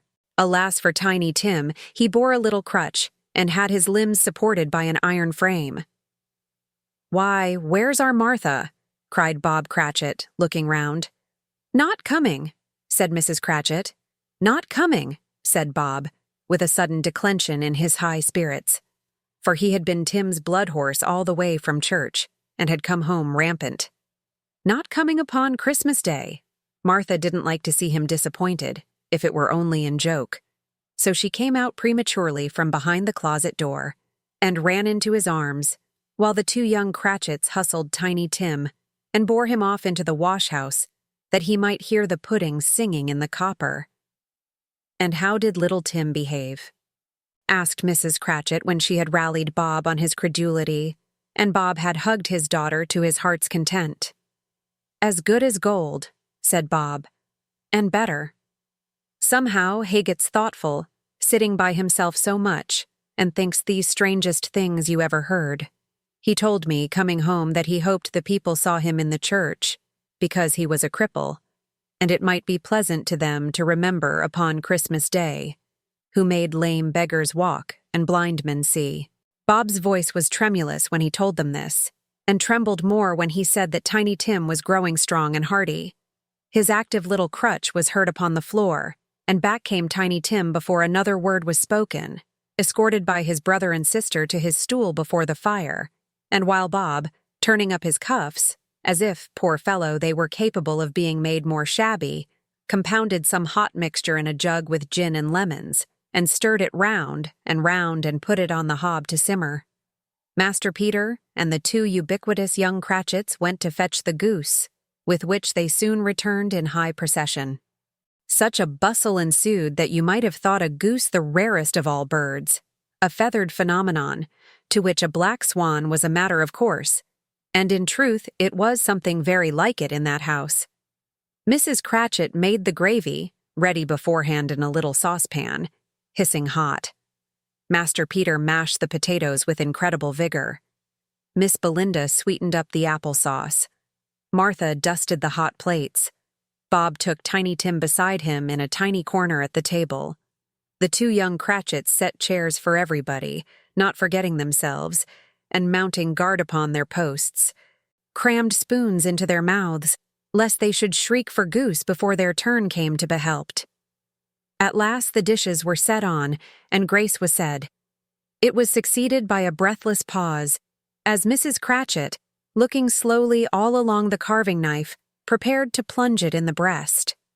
But when she did, and when the long-expected gush of stuffing issued forth, one murmur of delight arose all round the board, and even Tiny Tim, excited by the two young Cratchits, beat on the table with the handle of his knife, and feebly cried, "Hurrah!" There never was such a goose. Bob said he didn't believe there ever was such a goose cooked. Its tenderness and flavor, size and cheapness were the themes of universal admiration. Eked out by applesauce and mashed potatoes, it was a sufficient dinner for the whole family. Indeed, as Mrs. Cratchit said with great delight, surveying one small atom of a bone upon the dish, they hadn't ate it all at last. Yet everyone had had enough, and the youngest Cratchits in particular were steeped in sage and onion at the eyebrows. But now, the plates being changed by Miss Belinda, Mrs. Cratchit left the room alone, too nervous to bear witnesses, to take the pudding up and bring it in. Suppose it should not be done enough? Suppose it should break in turning out? Suppose somebody should have got over the wall of the backyard and stolen it, while they were merry with the goose, a supposition at which the two young Cratchits became livid. All sorts of horrors were supposed. Hallo! A great deal of steam. The pudding was out of the copper. A smell like a washing day. That was the cloth. A smell like an eating house and a pastry cook's next door to each other, with a laundress's next door to that. That was the pudding. In half a minute, Mrs. Cratchit entered, flushed but smiling proudly, with the pudding like a speckled cannonball, so hard and firm, blazing in half a quartern of ignited brandy, and bedight with Christmas holly stuck into the top. "Oh, a wonderful pudding," Bob Cratchit said, and calmly too, that he regarded it as the greatest success achieved by Mrs. Cratchit since their marriage. Mrs. Cratchit said that now the weight was off her mind, she would confess she had had her doubts about the quantity of flour. Everybody had something to say about it, but nobody said or thought it was at all a small pudding for a large family. It would have been flat heresy to do so. Any Cratchit would have blushed to hint at such a thing. At last the dinner was all done, the cloth was cleared, the hearth swept, and the fire made up. The compound in the jug being tasted and considered perfect, apples and oranges were put upon the table, and a shovelful of chestnuts on the fire. Then all the Cratchit family drew round the hearth, in what Bob Cratchit called a circle, meaning half a one, and at Bob Cratchit's elbow stood the family display of glass, 2 tumblers, and a custard cup without a handle. These held the hot stuff from the jug, however, as well as golden goblets would have done, and Bob served it out with beaming looks, while the chestnuts on the fire sputtered and cracked noisily. Then Bob proposed, "A Merry Christmas to us all, my dears. God bless us." Which all the family re-echoed. "God bless us, everyone," said Tiny Tim, the last of all. He sat very close to his father's side upon his little stool. Bob held his withered little hand in his, as if he loved the child, and wished to keep him by his side, and dreaded that he might be taken from him. "Spirit," said Scrooge, with an interest he had never felt before, "tell me if Tiny Tim will live." "I see a vacant seat," replied the ghost, "in the poor chimney corner, and a crutch without an owner, carefully preserved. If these shadows remain unaltered by the future, the child will die." "No, no," said Scrooge. "Oh, no, kind spirit. Say he will be spared." "If these shadows remain unaltered by the future, none other of my race," returned the ghost, "will find him here. What then? If he be like to die, he had better do it, and decrease the surplus population." Scrooge hung his head to hear his own words quoted by the spirit, and was overcome with penitence and grief. "Man," said the ghost, "if man you be in heart notatamant, forbear that wicked cant until you have discovered what the surplus is, and where it is. Will you decide what men shall live, what men shall die? It may be that in the sight of heaven you are more worthless and less fit to live than millions like this poor man's child. O God, to har the insect on the leaf pronouncing on the too much life among his hungry brothers in the dust." Scrooge bent before the ghost's rebuke, and trembling cast his eyes upon the ground. But he raised them speedily, on hearing his own name. "Mr. Scrooge," said Bob. "I'll give you Mr. Scrooge, the founder of the feast." "The founder of the feast, indeed," cried Mrs. Cratchit, reddening. "I wish I had him here. I'd give him a piece of my mind to feast upon, and I hope he'd have a good appetite for it."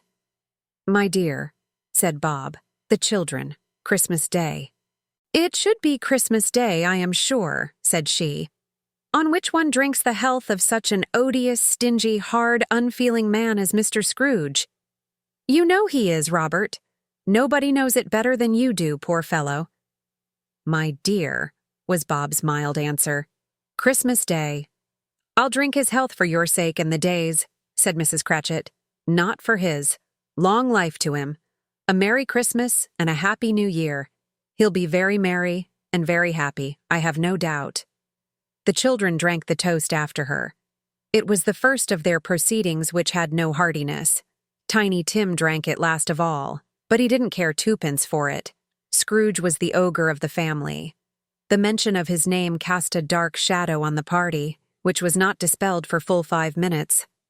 After it had passed away, they were 10 times merrier than before, from the mere relief of Scrooge the Baleful being done with. Bob Cratchit told them how he had a situation in his eye for Master Peter, which would bring in, if obtained, full 5 and 6pence weekly.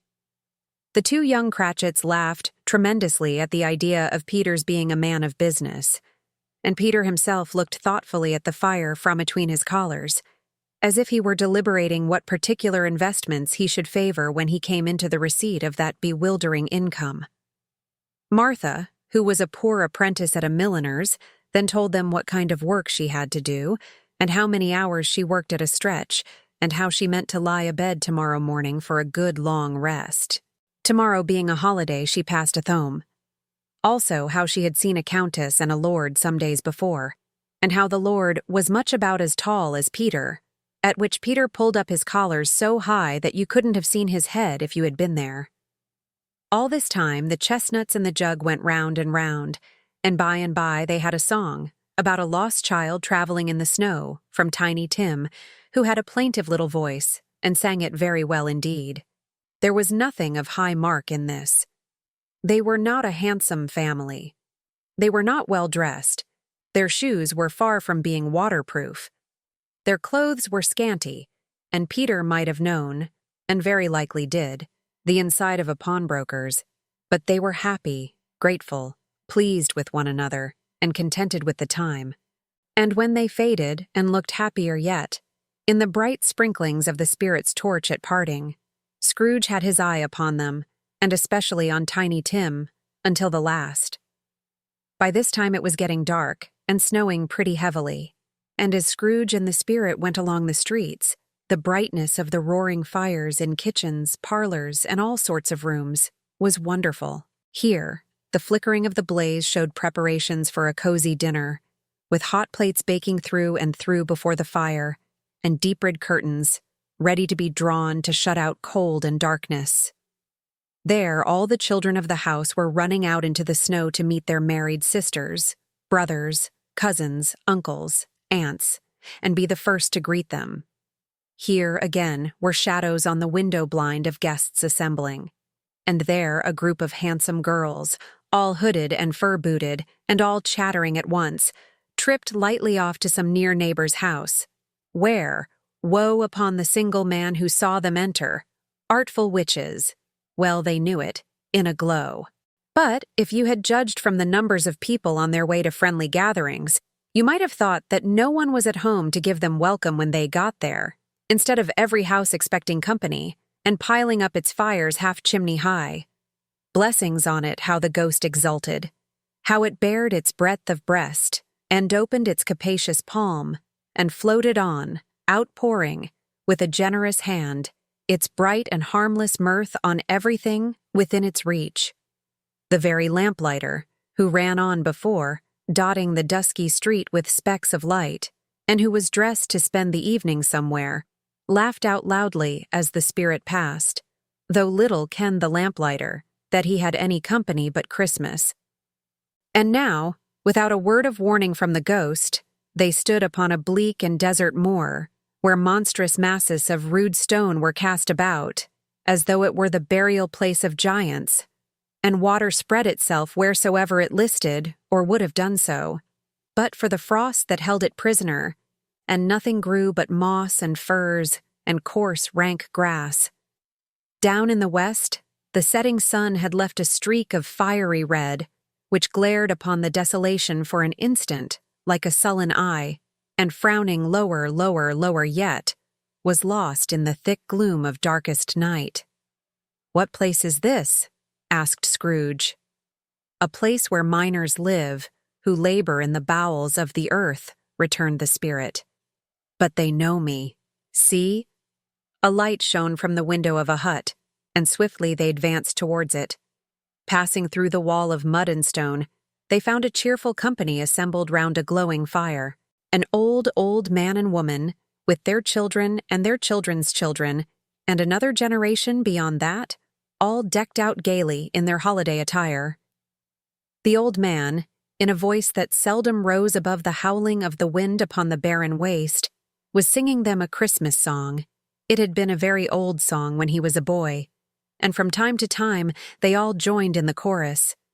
So surely as they raised their voices, the old man got quite blithe and loud, and so surely as they stopped, his vigor sank again.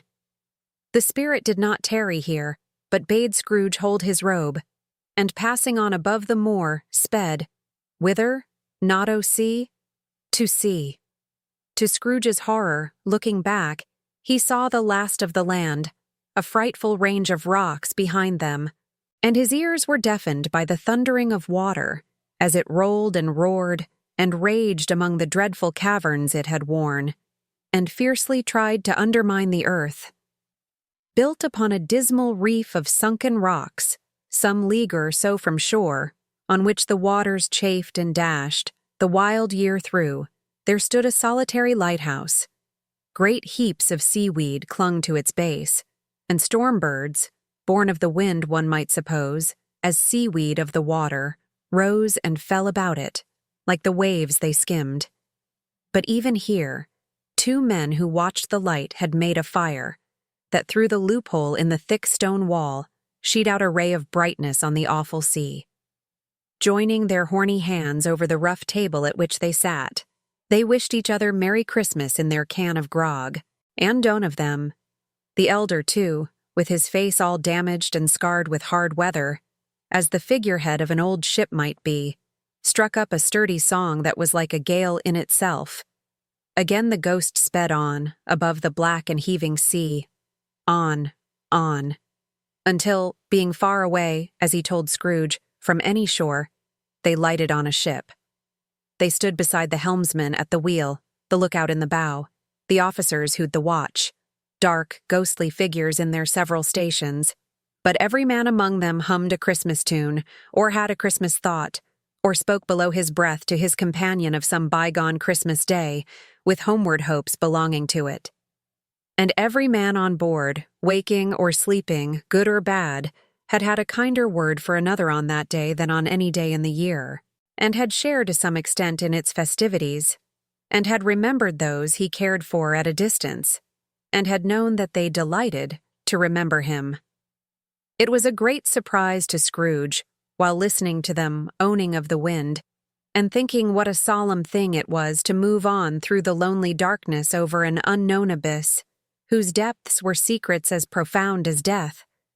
It was a great surprise to Scrooge, while thus engaged, to hear a hearty laugh. It was a much greater surprise to Scrooge to recognize it as his own nephew's, and to find himself in a bright, dry, gleaming room, with the spirit standing smiling by his side, and looking at that same nephew with approving affability. "Ha ha!" laughed Scrooge's nephew. "Ha ha ha!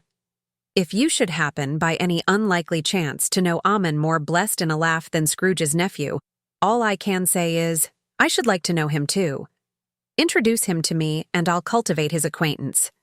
It is a fair, even-handed, noble adjustment of things, that while there is infection in disease and sorrow, there is nothing in the world so irresistibly contagious as laughter and good humor." When Scrooge's nephew laughed in this way, holding his sides, rolling his head, and twisting his face into the most extravagant contortions, Scrooge's niece by marriage laughed as heartily as he, and their assembled friends, being not a bit behindhand, roared out lustily, "Ha! Ha! Ha! Ha! Ha! Ha!" "He said that Christmas was a humbug, as I live," cried Scrooge's nephew. "He believed it too." "More shame for him, Fred," said Scrooge's niece indignantly. "Bless those women. They never do anything by halves. They are always in earnest." She was very pretty, exceedingly pretty, with a dimpled, surprised-looking capital face, a ripe little mouth that seemed made to be kissed, as no doubt it was, all kinds of good little dots about her chin that melted into one another when she laughed, and the sunniest pair of eyes you ever saw in any little creature's head. Altogether, she was what you would have called provoking, you know, but satisfactory too. Oh, perfectly satisfactory. "He's a comical old fellow," said Scrooge's nephew. "That's the truth, and not so pleasant as he might be. However, his offenses carry their own punishment, and I have nothing to say against him." "I'm sure he is very rich, Fred," hinted Scrooge's niece. "At least you always tell me so." "What of that, my dear?" said Scrooge's nephew. "His wealth is of no use to him. He don't do any good with it. He don't make himself comfortable with it. He hasn't the satisfaction of thinking, ha ha ha, that he is ever going to benefit us with it." "I have no patience with him," observed Scrooge's niece. Scrooge's niece's sisters and all the other ladies expressed the same opinion. "Oh, I have," said Scrooge's nephew. "I am sorry for him. I couldn't be angry with him if I tried. Who suffers be his ill whims? Himself, always. Here, he takes it into his head to dislike us, and he won't come and dine with us. What's the consequence? He don't lose much of a dinner." "Indeed, I think he loses a very good dinner," interrupted Scrooge's niece. Everybody else said the same, and they must be allowed to have been competent judges, because they had just had dinner, and with the dessert upon the table were clustered round the fire by lamplight. "Well, I'm very glad to hear it," said Scrooge's nephew, "because I haven't great faith in these young housekeepers. What do you say, Topper?" Topper had clearly got his eye upon one of Scrooge's niece's sisters, for he answered that a bachelor was a wretched outcast who had no right to express an opinion on the subject. Whereat Scrooge's niece's sister, the plump one with the lace tucker, not the one with the roses, blushed. "Do go on, Fred," said Scrooge's niece, clapping her hands. "He never finishes what he begins to say. He is such a ridiculous fellow." Scrooge's nephew reveled in another laugh, and as it was impossible to keep the infection off, though the plump sister tried hard to do it with aromatic vinegar, his example was unanimously followed. "I was only going to say," said Scrooge's nephew, "that the consequence of his taking a dislike to us, and not making merry with us, is, as I think, that he loses some pleasant moments which could do him no harm. I am sure he loses pleasanter companions than he can find in his own thoughts, either in his mouldy old office or his dusty chambers. I mean to give him the same chance every year, whether he likes it or not, for I pity him. He may rail at Christmas till he dies, but he can't help thinking better of it. I defy him, if he finds me going there, in good temper, year after year, and saying, 'Uncle Scrooge, how are you?' If it only puts him in the vein to leave his poor clerk £50, that's something, and I think I shook him yesterday." It was their turn to laugh now at the notion of his shaking Scrooge. But being thoroughly good-natured, and not much caring what they laughed at, so that they laughed at any rate, he encouraged them in their merriment, and passed the bottle joyously. After tea, they had some music. For they were a musical family, and knew what they were about when they sung a glee or catch, I can assure you, especially Topper, who could growl away in the bass like a good one, and never swell the large veins in his forehead, or get red in the face over it. Scrooge's niece played well upon the harp, and played among other tunes a simple little air, a mere nothing. You might learn to whistle it in 2 minutes, which had been familiar to the child who fetched Scrooge from the boarding school, as he had been reminded by the ghost of Christmas past. When this strain of music sounded, all the things that Ghost had shown him came upon his mind. He softened more and more, and thought that if he could have listened to it often, years ago, he might have cultivated the kindnesses of life for his own happiness with his own hands, without resorting to the sexton's spade that buried Jacob Marley. But they didn't devote the whole evening to music, while they played at forfeits, for it is good to be children sometimes, and never better than at Christmas, when its mighty founder was a child himself. Stop! There was first a game at Blind Man's Buff. Of course there was. And Eno more believed Topper was really blind than I believe he had eyes in his boots. My opinion is that it was a done thing between him and Scrooge's nephew, and that the ghost of Christmas present knew it. The way he went after that plump sister in the lace tucker was an outrage on the credulity of human nature. knocking down the fire irons, tumbling over the chairs, bumping against the piano, smothering himself among the curtains. Wherever she went, there went he. He always knew where the plump sister was. He wouldn't catch anybody else. If you had fallen up against him, as some of them did, on purpose, he would have made a feint of endeavoring to seize you, which would have been an affront to your understanding, and would instantly have sidled off in the direction of the plump sister. She often cried out that it wasn't fair, and it really was not. But when at last he caught her, when, in spite of all her silken rustlings and her rapid flutterings past him, he got her into a corner whence there was no escape, then his conduct was the most execrable. For his pretending not to know her, his pretending that it was necessary to touch her headdress, and further to assure himself of her identity by pressing a certain ring upon her finger and a certain chain about her neck, was vile, monstrous. No doubt she told him her opinion of it, when, another blind man being in office, they were so very confidential together, behind the curtains. Scrooge's niece was not one of the blind man's buff party, but was made comfortable with a large chair and a footstool in a snug corner, where the ghost and Scrooge were close behind her. But she joined in the forfeits, and loved her love to admiration with all the letters of the alphabet. Likewise at the game of how, when, and where she was very great, and to the secret joy of Scrooge's nephew, Bether Sisters Hollow. Though they were sharp girls too, as Topper could have told you. There might have been 20 people there, young and old, but they all played, and so did Scrooge, for wholly forgetting in the interest he had in what was going on, that his voice made no sound in their ears.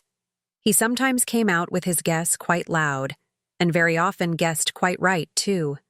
For the sharpest needle, best Whitechapel, warranted not to cut in the eye, was not sharper than Scrooge, blunt as he took it in his head to be.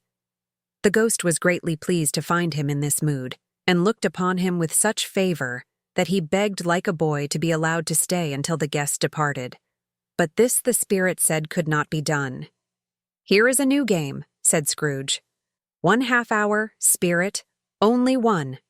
It was a game called Yes and No, where Scrooge's nephew had to think of something, and the rest must find out what, he only answering to their questions yes or no, as the case was. The brisk fire of questioning to which he was exposed elicited from him that he was thinking of an animal, a live animal, rather a disagreeable animal, a savage animal, an animal that growled and grunted sometimes and talked sometimes, and lived in London and walked about the streets, and wasn't made a show of, and wasn't led by anybody, and didn't live in a menagerie, and was never killed in a market, and was not a horse, or an ass, or a cow, or a bull, or addiger, or a dog, or a pig, or a cat, or a bear. At every fresh question that was put to him, this nephew burst into a fresh roar of laughter, and was so inexpressibly tickled that he was obliged to get up off the sofa and stamp. At last, the plump sister, falling into a similar state, cried out, "I have found it out! I know what it is, Fred! I know what it is!" "What is it?" cried Fred. "It's your Uncle Scrooge," which it certainly was. Admiration was the universal sentiment, though some objected that the reply to "Is it a bear?" ought to have been yes, inasmuch as an answer in the negative was sufficient to have diverted their thoughts from Mr. Scrooge, supposing they had ever had any tendency that way. "He has given us plenty of merriment, I am sure," said Fred, "and it would be ungrateful not to drink his health. Here is a glass of mulled wine ready to our hand at the moment, and I say, Uncle Scrooge." "Well, Uncle Scrooge," they cried, "a Merry Christmas and a Happy New Year to the old man, whatever he is," said Scrooge's nephew. "He wouldn't take it from me, but may he have it nevertheless. Uncle Scrooge." Uncle Scrooge had imperceptibly become so gay and light of heart that he would have pledged the unconscious company in return, and thanked them in an inaudible speech if the ghost had given him time. But the whole scene passed off in the breath of the last word spoken by his nephew, and he and the spirit were again upon their travels. Much they saw, and far they went, and many homes they visited, but always with a happy end. The spirit stood beside sick beds, and they were cheerful, on foreign lands, and they were close at home, by struggling men, and they were patient in their greater hope, by poverty, and it was rich, in almshouse, hospital, and jail, in misery's every refuge, where vain man in his little brief authority had not made fast the door and barred the spirit out, he left his blessing and taught Scrooge his precepts. It was a long night, if it were only a night, but Scrooge had his doubts of this, because the Christmas holidays appeared to be condensed into the space of time they passed together. It was strange, too, that while Scrooge remained unaltered in his outward form, the ghost grew older, clearly older. Scrooge had observed this change, but never spoke of it until they left a children's 12th night party, when, looking at the spirit as they stood together in an open place, he noticed that its hair was gray. "Are spirits' lives so short?" asked Scrooge. "My life upon this globe is very brief," replied the ghost. "It ends tonight." "Tonight," cried Scrooge. "Tonight at midnight. Hark, the time is drawing near." The chimes were ringing the 11:15 at that moment. "Forgive me if I am not justified in what I ask," said Scrooge, looking intently at the spirit's robe. "But I see something strange, and not belonging to yourself, protruding from your skirts. Is it a foot or a claw?" "It might be a claw, for the flesh there is upon it," was the spirit's sorrowful reply. "Look here." From the foldings of its robe, it brought 2 children, wretched, abject, frightful, hideous, miserable. They knelt down at its feet and clung upon the outside of its garment. "Oh, man, look here. Look, down here," exclaimed the ghost. They were a boy and girl. Yellow, meager, ragged, scowling, wolfish, but prostrate, too, in their humility. Where graceful youth should have filled their features out and touched them with its freshest tints, a stale and shriveled hand like that of age had pinched and twisted them and pulled them into shreds. Where angels might have sat enthroned, devils lurked and glared out menacing. No change, no degradation, no perversion of humanity in any grade, through all the mysteries of wonderful creation, has monsters half so horrible and dread. Scrooge started back, appalled. Having them shown to him in this way, he tried to say they were fine children, but the words choked themselves, rather than be parties to a lie of such enormous magnitude. "Spirit, are they yours?" Scrooge could say no more. "They are man's," said the spirit, looking down upon them. "And they cling to me, appealing from their fathers. This boy is ignorance. This girl is want. Beware them both and all of their degree, but most of all beware this boy. For on his brow I see that written which is doom, unless the writing be erased." "Deny it," cried the spirit, stretching out its hand towards the city. "Slander those who tell it ye, admit it for your factious purposes, and make it worse, and bide the end." "Have they no refuge or resource?" cried Scrooge. "Are there no prisons?" said the spirit, turning on him for the last time with his own words. "Are there no workhouses?" The bell struck 12. Scrooge looked about him for the ghost and saw it not.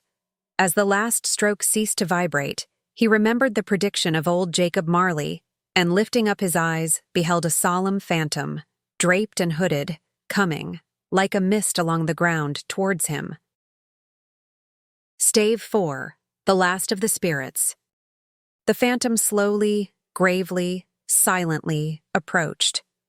When it came near him, Scrooge bent down upon his knee, for in the very air through which this spirit moved it seemed to scatter gloom and mystery.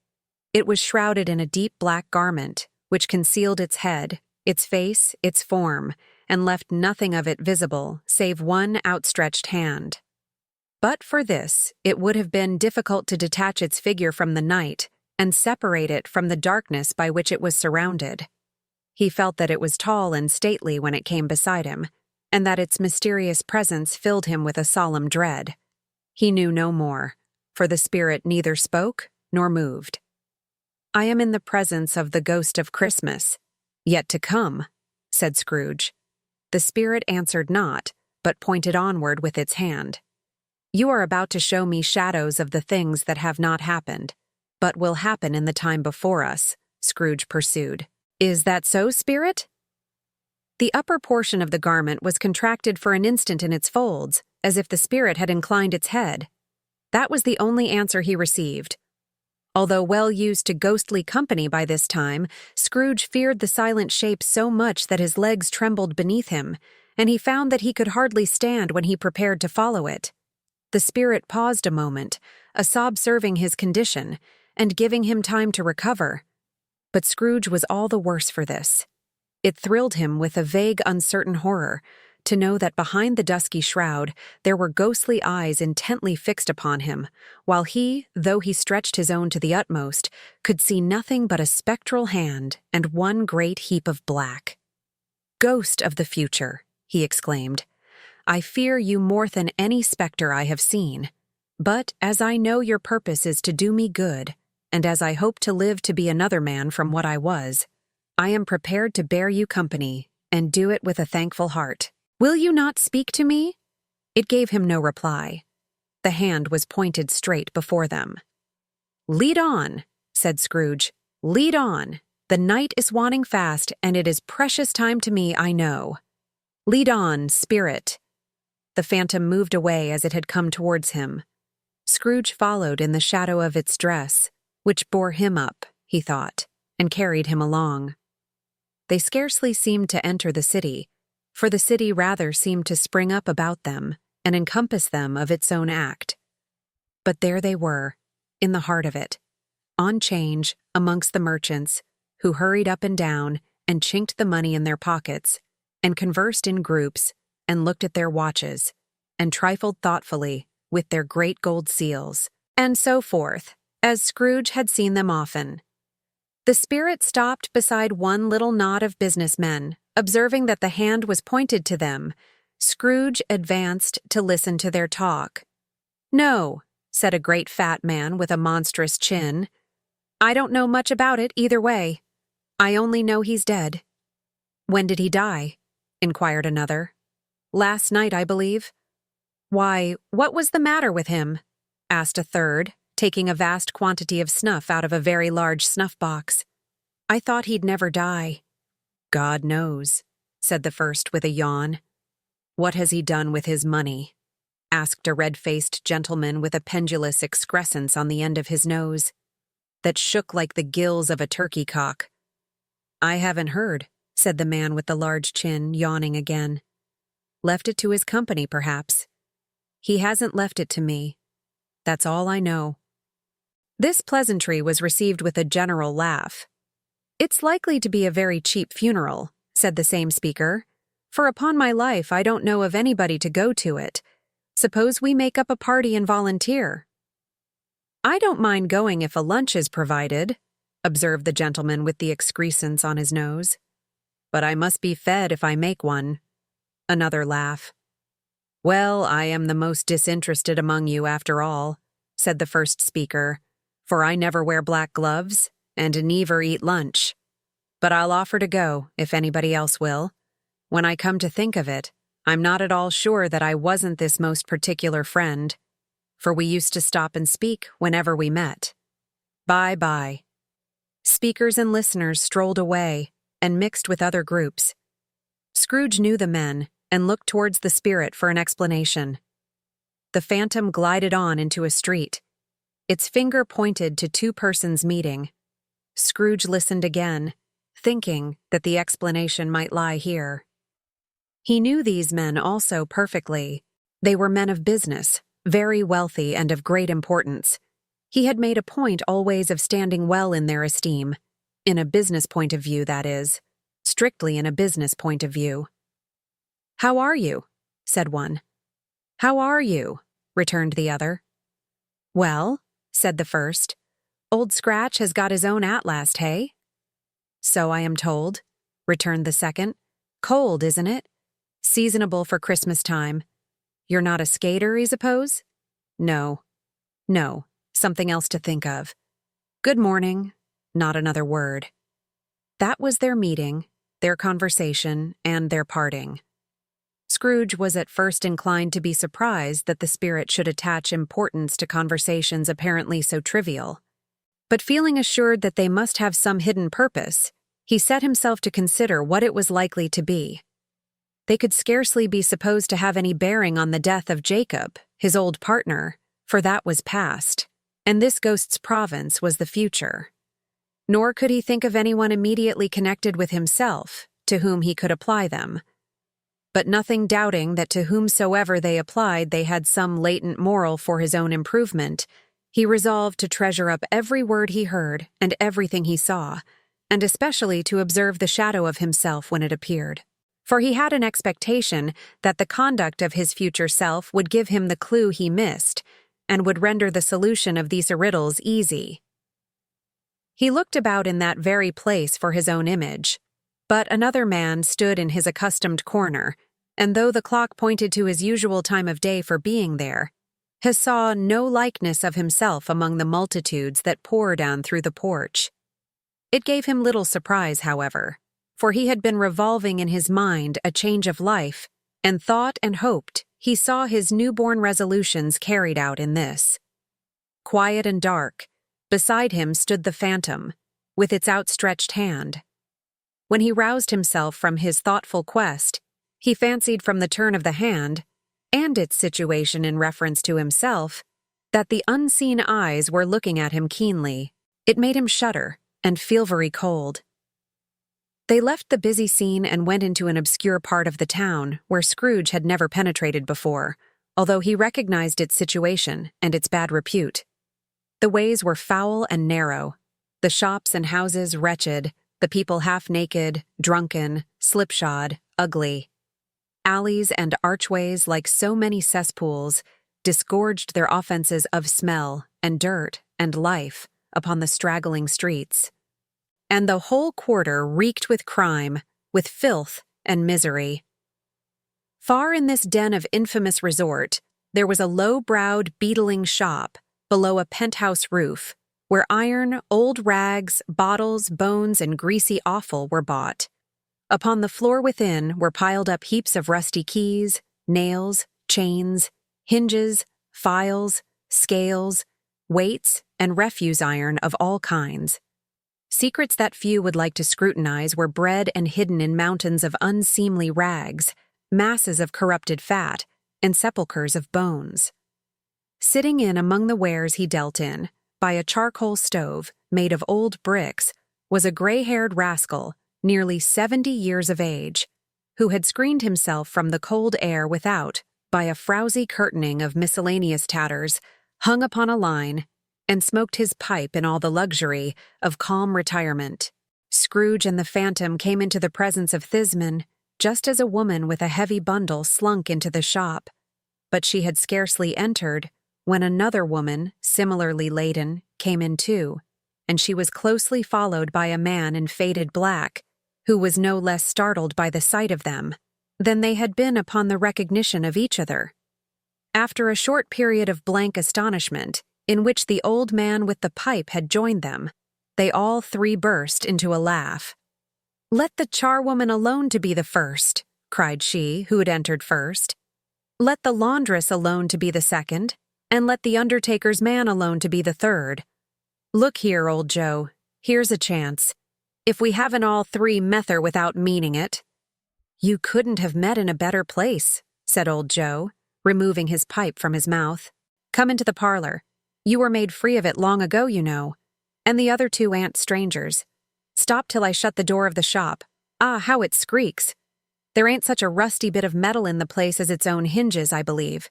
And I'm sure there's no such old bones here as mine. Ha, ha! We're all suitable to our calling. We're well matched. Come into the parlor. Come into the parlor." The parlor was the space behind the screen of rags.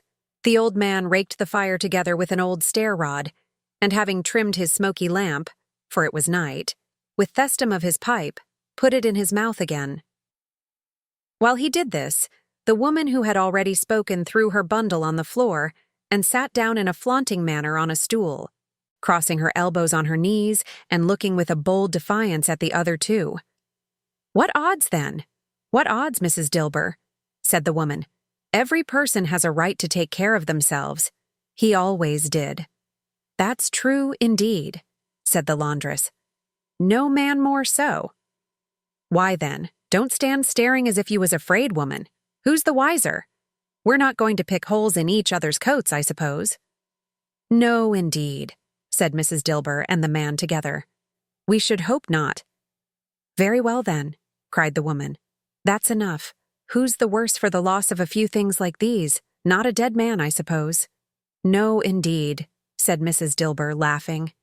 "If he wanted to keep him after he was dead, a wicked old screw," pursued the woman, "why wasn't he natural in his lifetime? If he had been, he'd have had somebody to look after him when he was struck with death, instead of lying gasping out his last there, alone by himself." "It's the truest word that ever was spoke," said Mrs. Dilber. "It's a judgment on him." "I wish it was a little heavier judgment," replied the woman. "And it should have been, you may depend upon it, if I could have laid my hands on anything else. Open that bundle, old Joe, and let me know the value of it. Speak out plain. I'm not afraid to be the first, nor afraid for them to see it. We know pretty well that we were helping ourselves before we met here, I believe. It's no sin. Open the bundle, Joe." But the gallantry of her friends would not allow of this, and the man in faded black, mounting the breech first, produced his plunder. It was not extensive. A seal or two, a pencil case, a pair of sleeve buttons, and a brooch of no great value were all. They were severally examined and appraised by old Joe, who chalked the sums he was disposed to give for each upon the wall, and added them up into a total when he found there was nothing more to come. "That's your account," said Joe.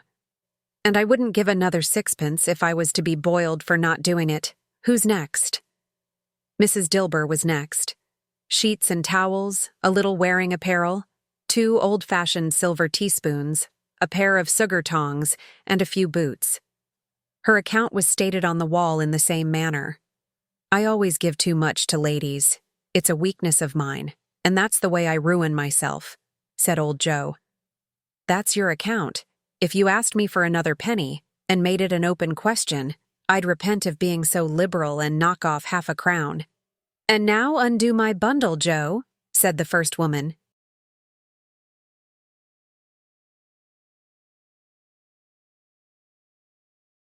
Joe went down on his knees for the greater convenience of opening it, and having unfastened a great many knots, dragged out a large and heavy roll of some dark stuff. "What do you call this?" said Joe. "Bed curtains." "Ah," returned the woman, laughing and leaning forward on her crossed arms. "Bed curtains. You don't mean to say you took 'em down, rings and all, with him lying there?" said Joe. "Yes, I do," replied the woman. "Why not?" "You were born to make your fortune," said Joe, "and you'll certainly do it." "I certainly shan't hold my hand when I can get anything in it by reaching it out, for the sake of such a man as he was. I promise you, Joe," returned the woman coolly. "Don't drop that oil upon the blankets now." "His blankets?" asked Joe. "Whose else's, do you think?" replied the woman. "Hisn't likely to take cold without 'em, I dare say." "I hope he didn't die of anything catching?" "Eh?" said old Joe, stopping in his work and looking up. "Don't you be afraid of that," returned the woman. "He ain't so fond of his company that I'd loiter about him for such things, if he did. Ah, you may look through that shirt till your eyes ache, but you won't find a hole in it nor a threadbare place. It's the best he had, and a fine one, too. They'd have wasted it if it hadn't been for me." "What do you call wasting of it?" asked old Joe. "Putting it on him to be buried in, to be sure," replied the woman with a laugh. "Somebody was fool enough to do it, but I took it off again. If calico ain't good enough for such a purpose, it isn't good enough for anything. It's quite as becoming to the body. He can't look uglier than he did in that one." Scrooge listened to this dialogue in horror. As they sat grouped about their spoil, in the scanty light afforded by the old man's lamp, he viewed them with a detestation and disgust, which could hardly have been greater, though they'd been obscene demons, marketing the corpse itself. "Ha ha!" laughed the same woman, when old Joe, producing a flannel bag with money in it, told out their several gains upon the ground. "This is the end of it, you see. He frightened everyone away from him when he was alive, to profit us when he was dead." "Ha ha ha!" "Spirit," said Scrooge, shuddering from head to foot. I see. The case of this unhappy man might be my own. My life tends that way now. Merciful heaven, what is this?" He recoiled in terror, for the scene had changed, and we almost touched a bed, a bare, uncurtained bed, on which, beneath a ragged sheet, there lay a something covered up, which, though it was dumb, announced itself in awful language. The room was very dark, too dark to be observed with any accuracy, though Scrooge glanced round it in obedience to a secret impulse, anxious to know what kind of room it was.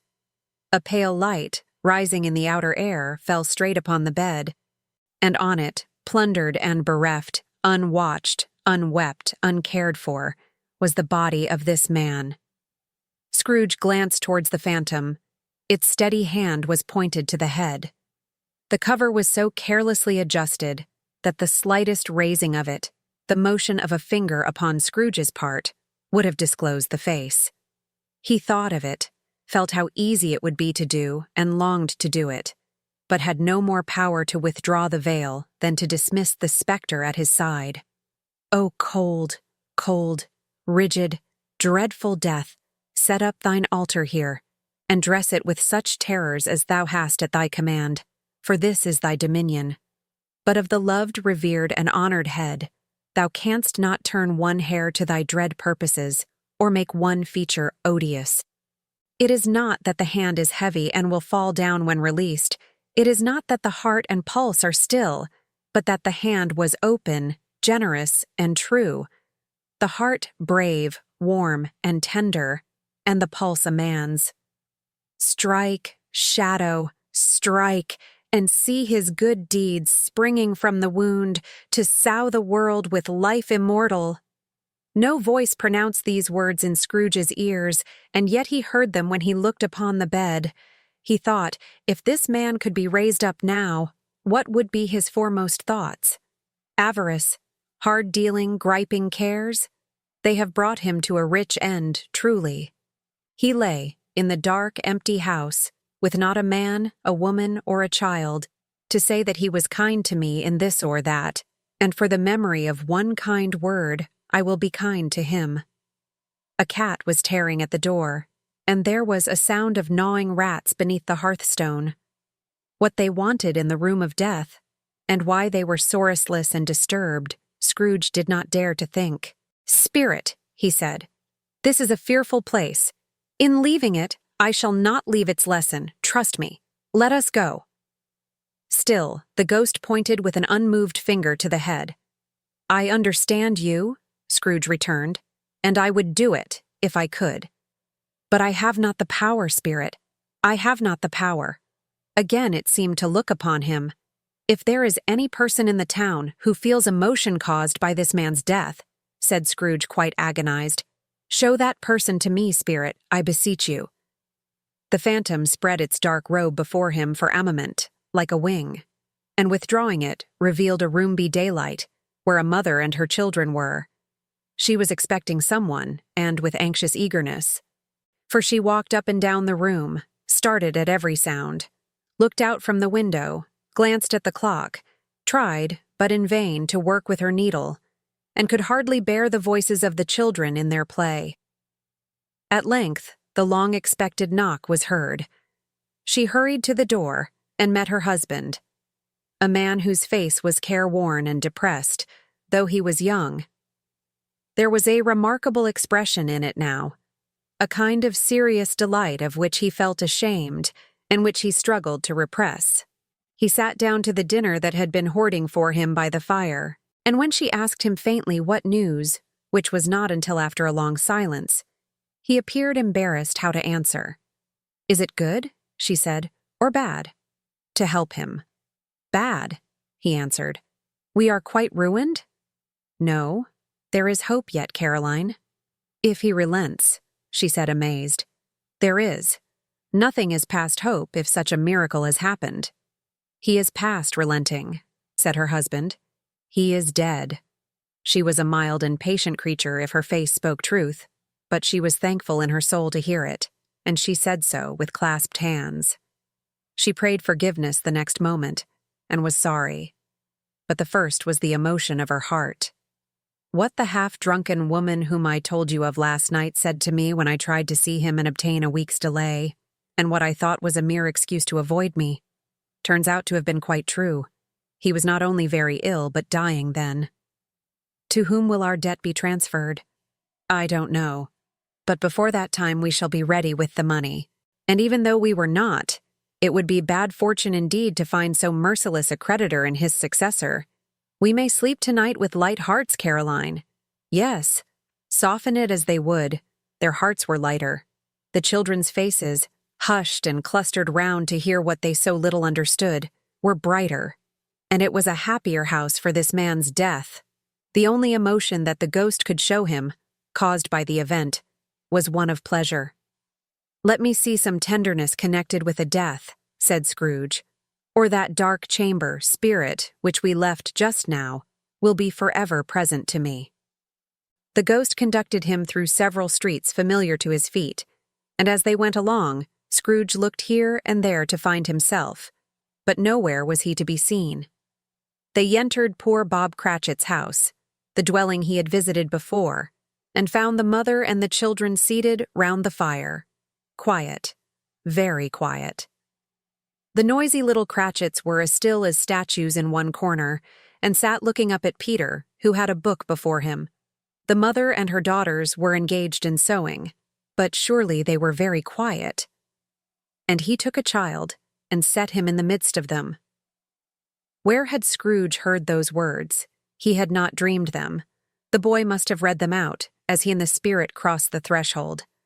Why did he not go on? The mother laid her work upon the table, and put her hand up to her face.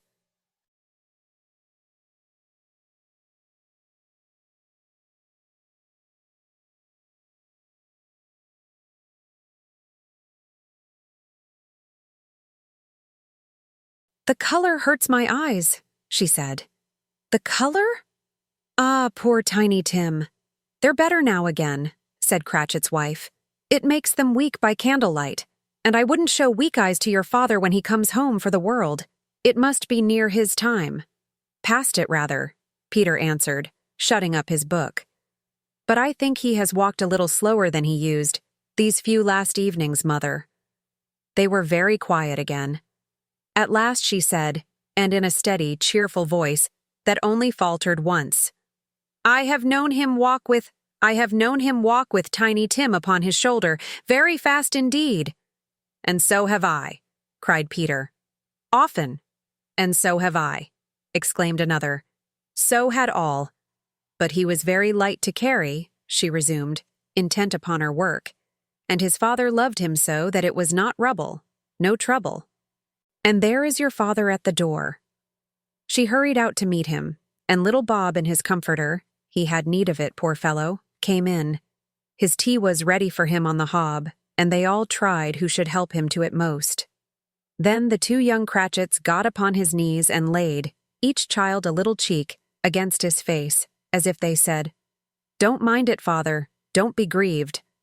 Bob was very cheerful with them, and spoke pleasantly to all the family.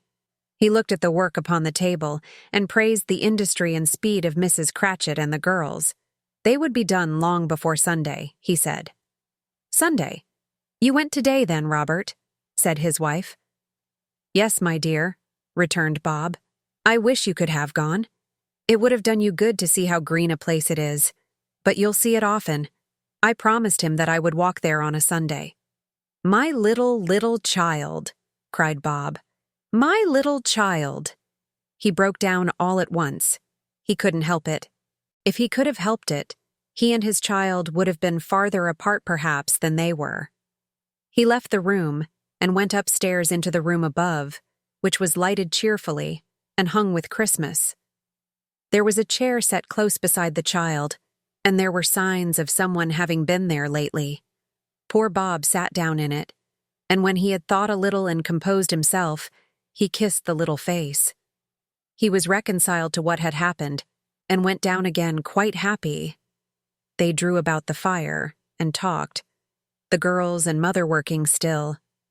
Bob told them of the extraordinary kindness of Mr. Scrooge's nephew, whom he had scarcely seen but once, and who, meeting him in the street that day, and seeing that he looked just a little down, you know, said Bob, inquired what had happened to distress him.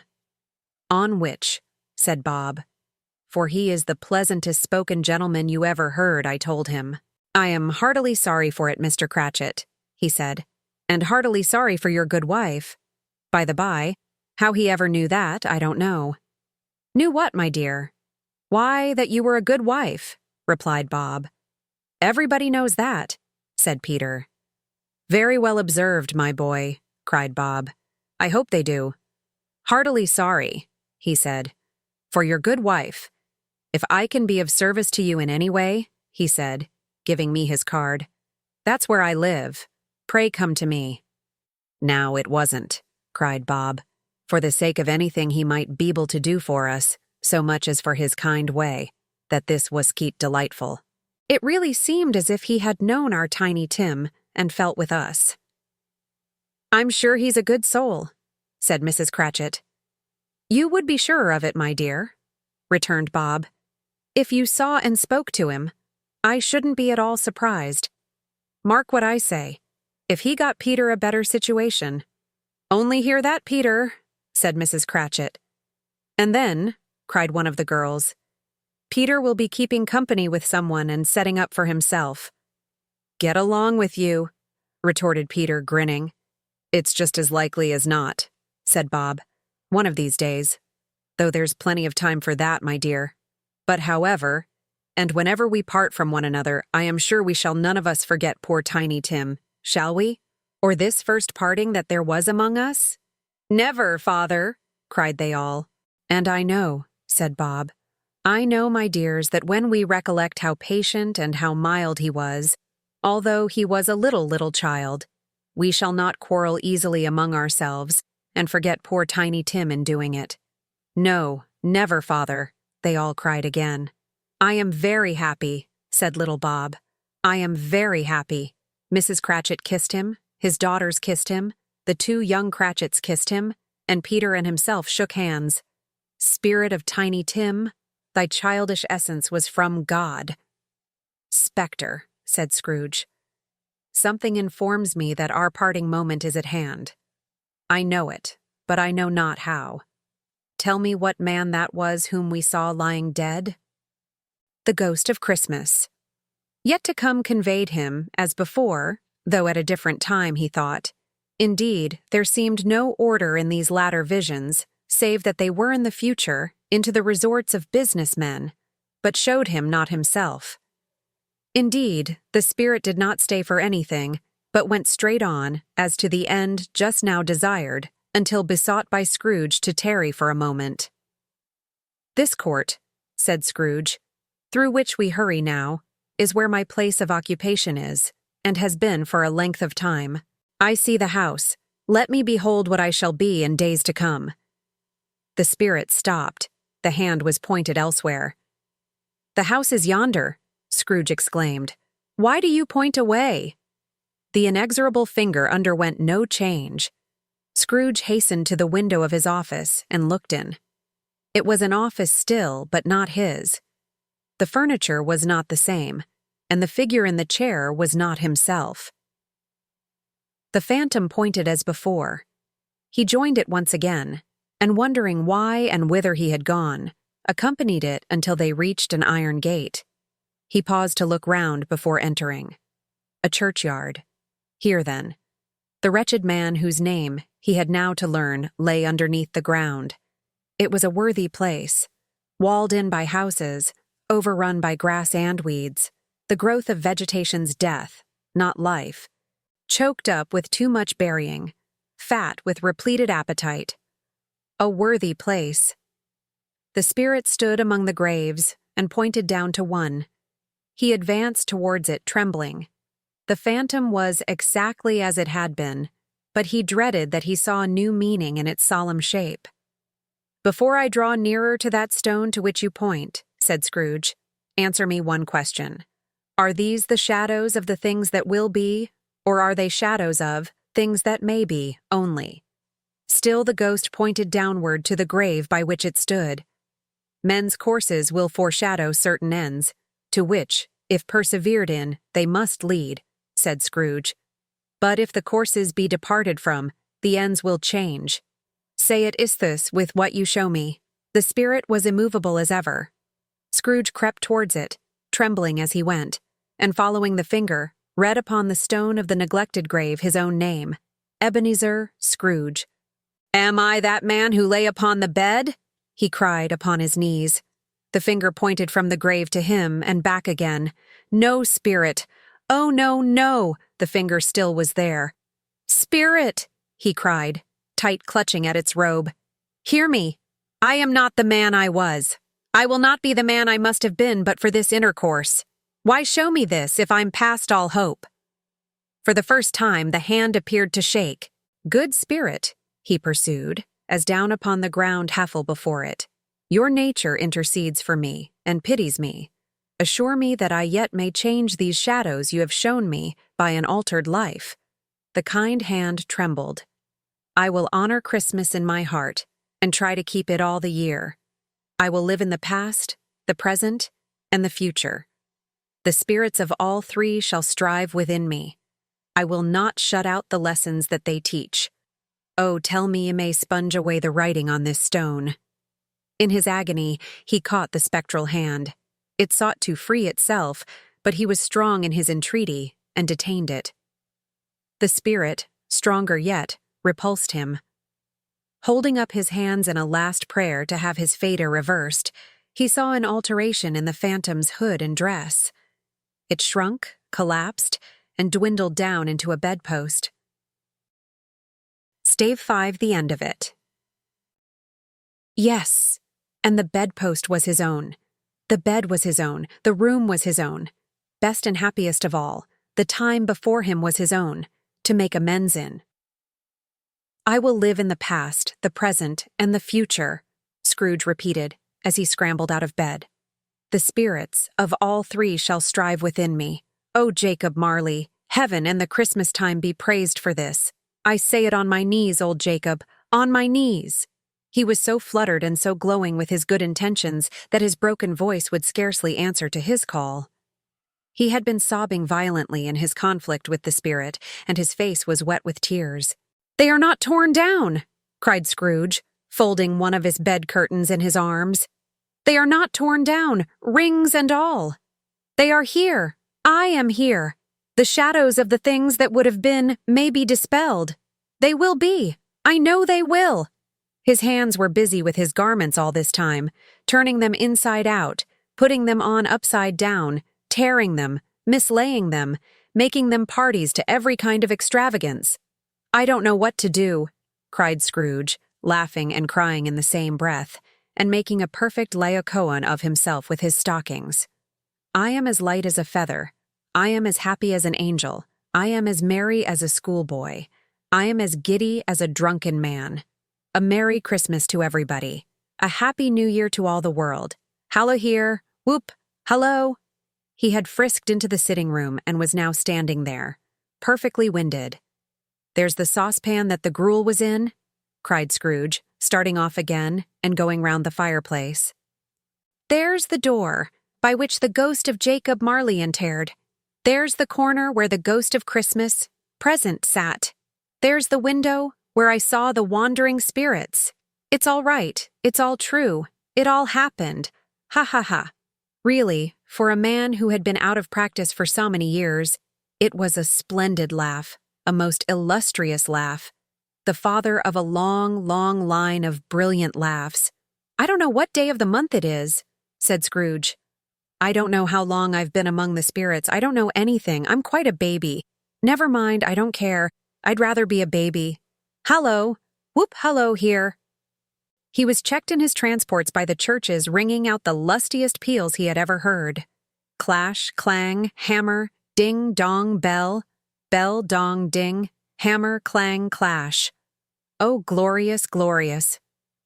Running to the window, he opened it and put out his head. No fog, no mist, clear, bright, jovial, stirring, cold, cold, piping for the blood to dance to. Golden sunlight, heavenly sky, sweet fresh air, merry bells. Oh, glorious, glorious. What's today? Cried Scrooge, calling downward to a boy in Sunday clothes, who perhaps had loitered in to look about him. "Ah?" returned the boy with all his might of wonder. "What's today, my fine fellow?" said Scrooge. "Today?" replied the boy. "Why, Christmas Day." "It's Christmas Day," said Scrooge to himself. "I haven't missed it. The spirits have done it all in one night. They can do anything they like. Of course they can. Of course they can. Hello, my fine fellow." "Hello," returned the boy. "Do you know the poulterers in the next street but one at the corner?" Scrooge inquired. "I should hope I did," replied the lad. "An intelligent boy," said Scrooge. "A remarkable boy. Do you know whether they've sold the prize turkey that was hanging up there?" "Not the little prize turkey. The big one." "What? The one as big as me?" returned the boy. "What a delightful boy," said Scrooge. "It's a pleasure to talk to him. Yes, my buck." "It's hanging there now," replied the boy. "Is it?" said Scrooge. "Go and buy it." "Walker!" exclaimed the boy. "No, no," said Scrooge. "I am in earnest. Go and buy it, and tell him to bring it here that I may give them the direction where to take it. Come back with the man, and I'll give you a shilling. Come back with him in less than 5 minutes, and I'll give you half a crown." The boy was off like a shot. He must have had a steady hand at a trigger who could have got a shot off half so fast. "I'll send it to Bob Cratchit's," whispered Scrooge, rubbing his hands and splitting with a laugh. "He shan't know who sends it. It's twice the size of Tiny Tim. Joe Miller never made such a joke as sending it to Bob's will be." The hand in which he wrote the address was not a steady one, but write it he did somehow, and went downstairs to open the street door, ready for the coming of the poulterer's man. As he stood there, waiting his arrival, the knocker caught his eye. "I shall love it as long as I live," cried Scrooge, patting it with his hand. "I scarcely ever looked at it before. What an honest expression it has in its face. It's a wonderful knocker. Here's the turkey. Hello. Whoop, how are you? Merry Christmas." It was a turkey. He never could have stood upon his legs, that bird. He would have snapped 'em short off inanimate like sticks of sealing wax. "Why, it's impossible to carry that to Camden Town," said Scrooge. "You must have a cab." The chuckle with which he said this, and the chuckle with which he paid for the turkey, and the chuckle with which he paid for the cab, and the chuckle with which he recompensed the boy, were only to be exceeded by the chuckle with which he sat down breathless in his chair again, and chuckled till he cried. Shaving was not an easy task, for his hand continued to shake very much, and shaving requires attention, even when you don't dance while you are at it. But if he had cut the end of his nose off, he would have put a piece of sticking plaister over it, and been quite satisfied. He dressed himself all in his best, and at last got out into the streets. The people were by this time pouring forth, as he had seen them with the ghost of Christmas present. And walking with his hands behind him, Scrooge regarded everyone with a delighted smile. He looked so irresistibly pleasant, in a word, that 3 or 4 good-humored fellows said, "Good morning, sir. A Merry Christmas to you." And Scrooge said often afterwards that of all the blithe sounds he had ever heard, those were the blithest in his ears. He had not gone far, when coming on towards him he beheld the portly gentleman who had walked into his counting-house the day before and said, "Scrooge and Marley's, I believe?" It sent a pang across his heart to think how this old gentleman would look upon him when they met. But he knew what path lay straight before him, and he took it. "My dear sir," said Scrooge, quickening his pace and taking the old gentleman by both his hands. "How do you do? I hope you succeeded yesterday. It was very kind of you. A Merry Christmas to you, sir." "Mr. Scrooge?" "Yes," said Scrooge. "That is my name, and I fear it may not be pleasant to you." Allow me to ask your pardon, and will you have the goodness?" Here Scrooge whispered in his ear. "Lord bless me," cried the gentleman, as if his breath were taken away. "My dear Mr. Scrooge, are you serious?" "If you please," said Scrooge. "Not a farthing less. A great many back payments are included in it, I assure you. Will you do me that favor?" "My dear sir," said the other, shaking hands with him, "I don't know what to say to such munify." "Don't say anything, please," retorted Scrooge. "Come and see me. Will you come and see me?" "I will," cried the old gentleman, and it was clear he meant to do it. "Thank ye," said Scrooge. "I am much obliged to you. I thank you 50 times. Bless you." He went to church and walked about the streets, and watched the people hurrying to and fro, and patted children on the head, and questioned beggars, and looked down into the kitchens of houses, and up to the windows, and found that everything could yield him pleasure. He had never dreamed that any walk, that anything, could give him so much happiness. In the afternoon he turned his steps towards his nephew's house. He passed the door a dozen times before he had the courage to go up and knock. But he made a dash, and did it. "Is your master at home, my dear?" said Scrooge to the girl. "Nice girl, very." "Yes, sir." "Where is he, my love?" said Scrooge. "He's in the dining room, sir, along with mistress. I'll show you upstairs, if you please." "Thank ye. He knows me," said Scrooge, with his handle ready on the dining room lock. "I'll go in here, my dear." He turned it gently and sidled his face in, round the door. They were looking at the table, which was spread out in great array.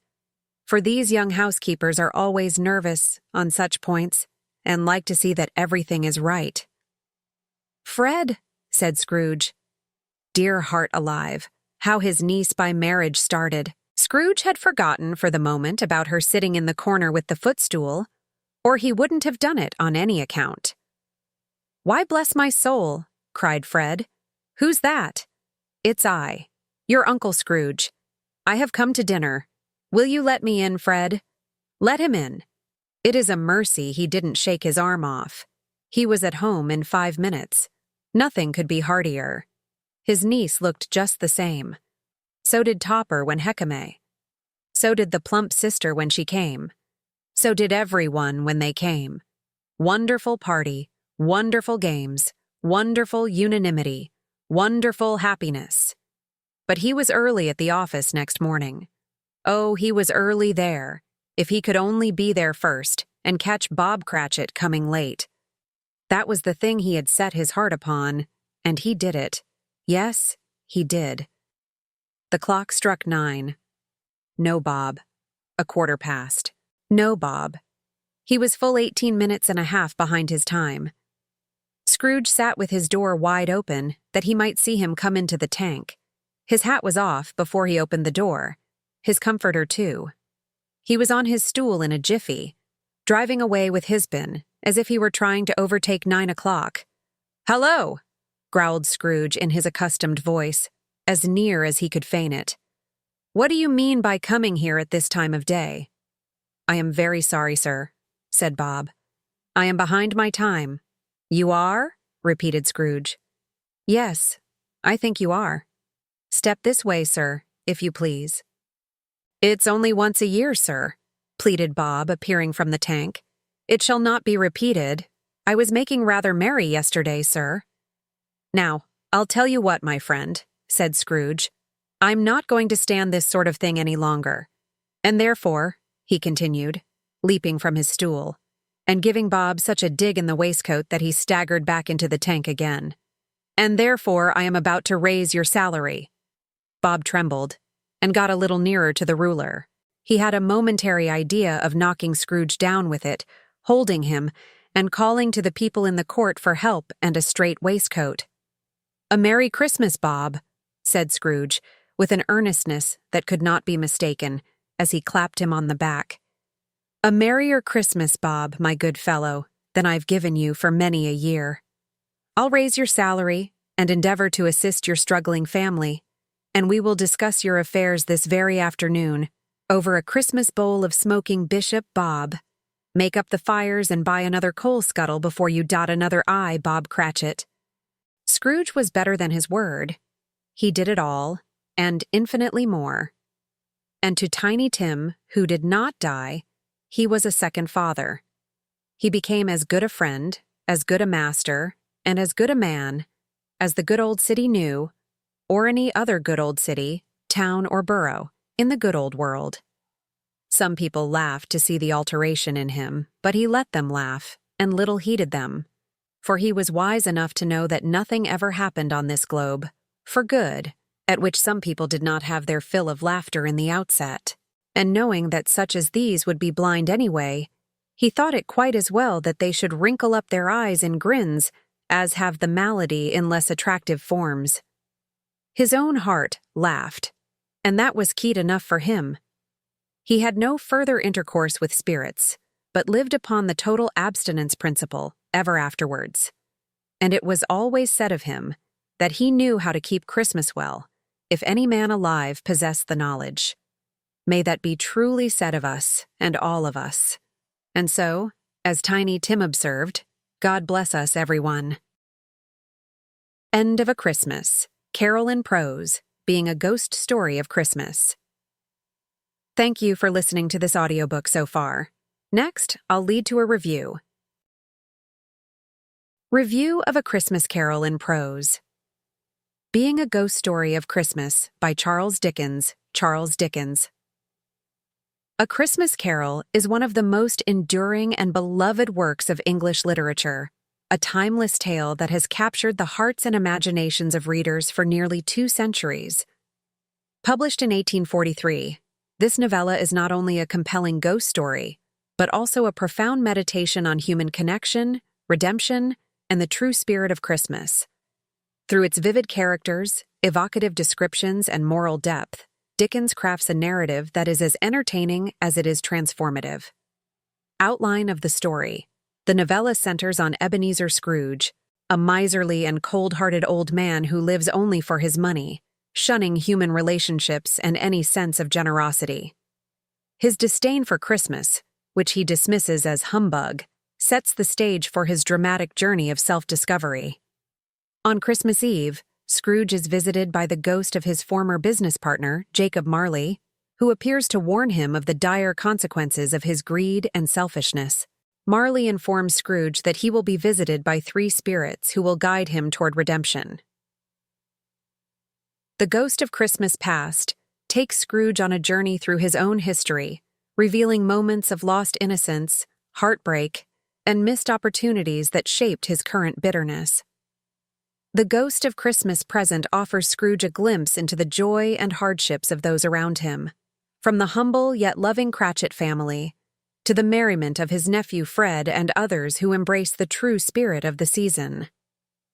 Finally, the Ghost of Christmas Yet to Come confronts Scrooge with a chilling vision of his own lonely death, a future in which he is remembered only with contempt. These supernatural encounters lead Scrooge to a profound transformation.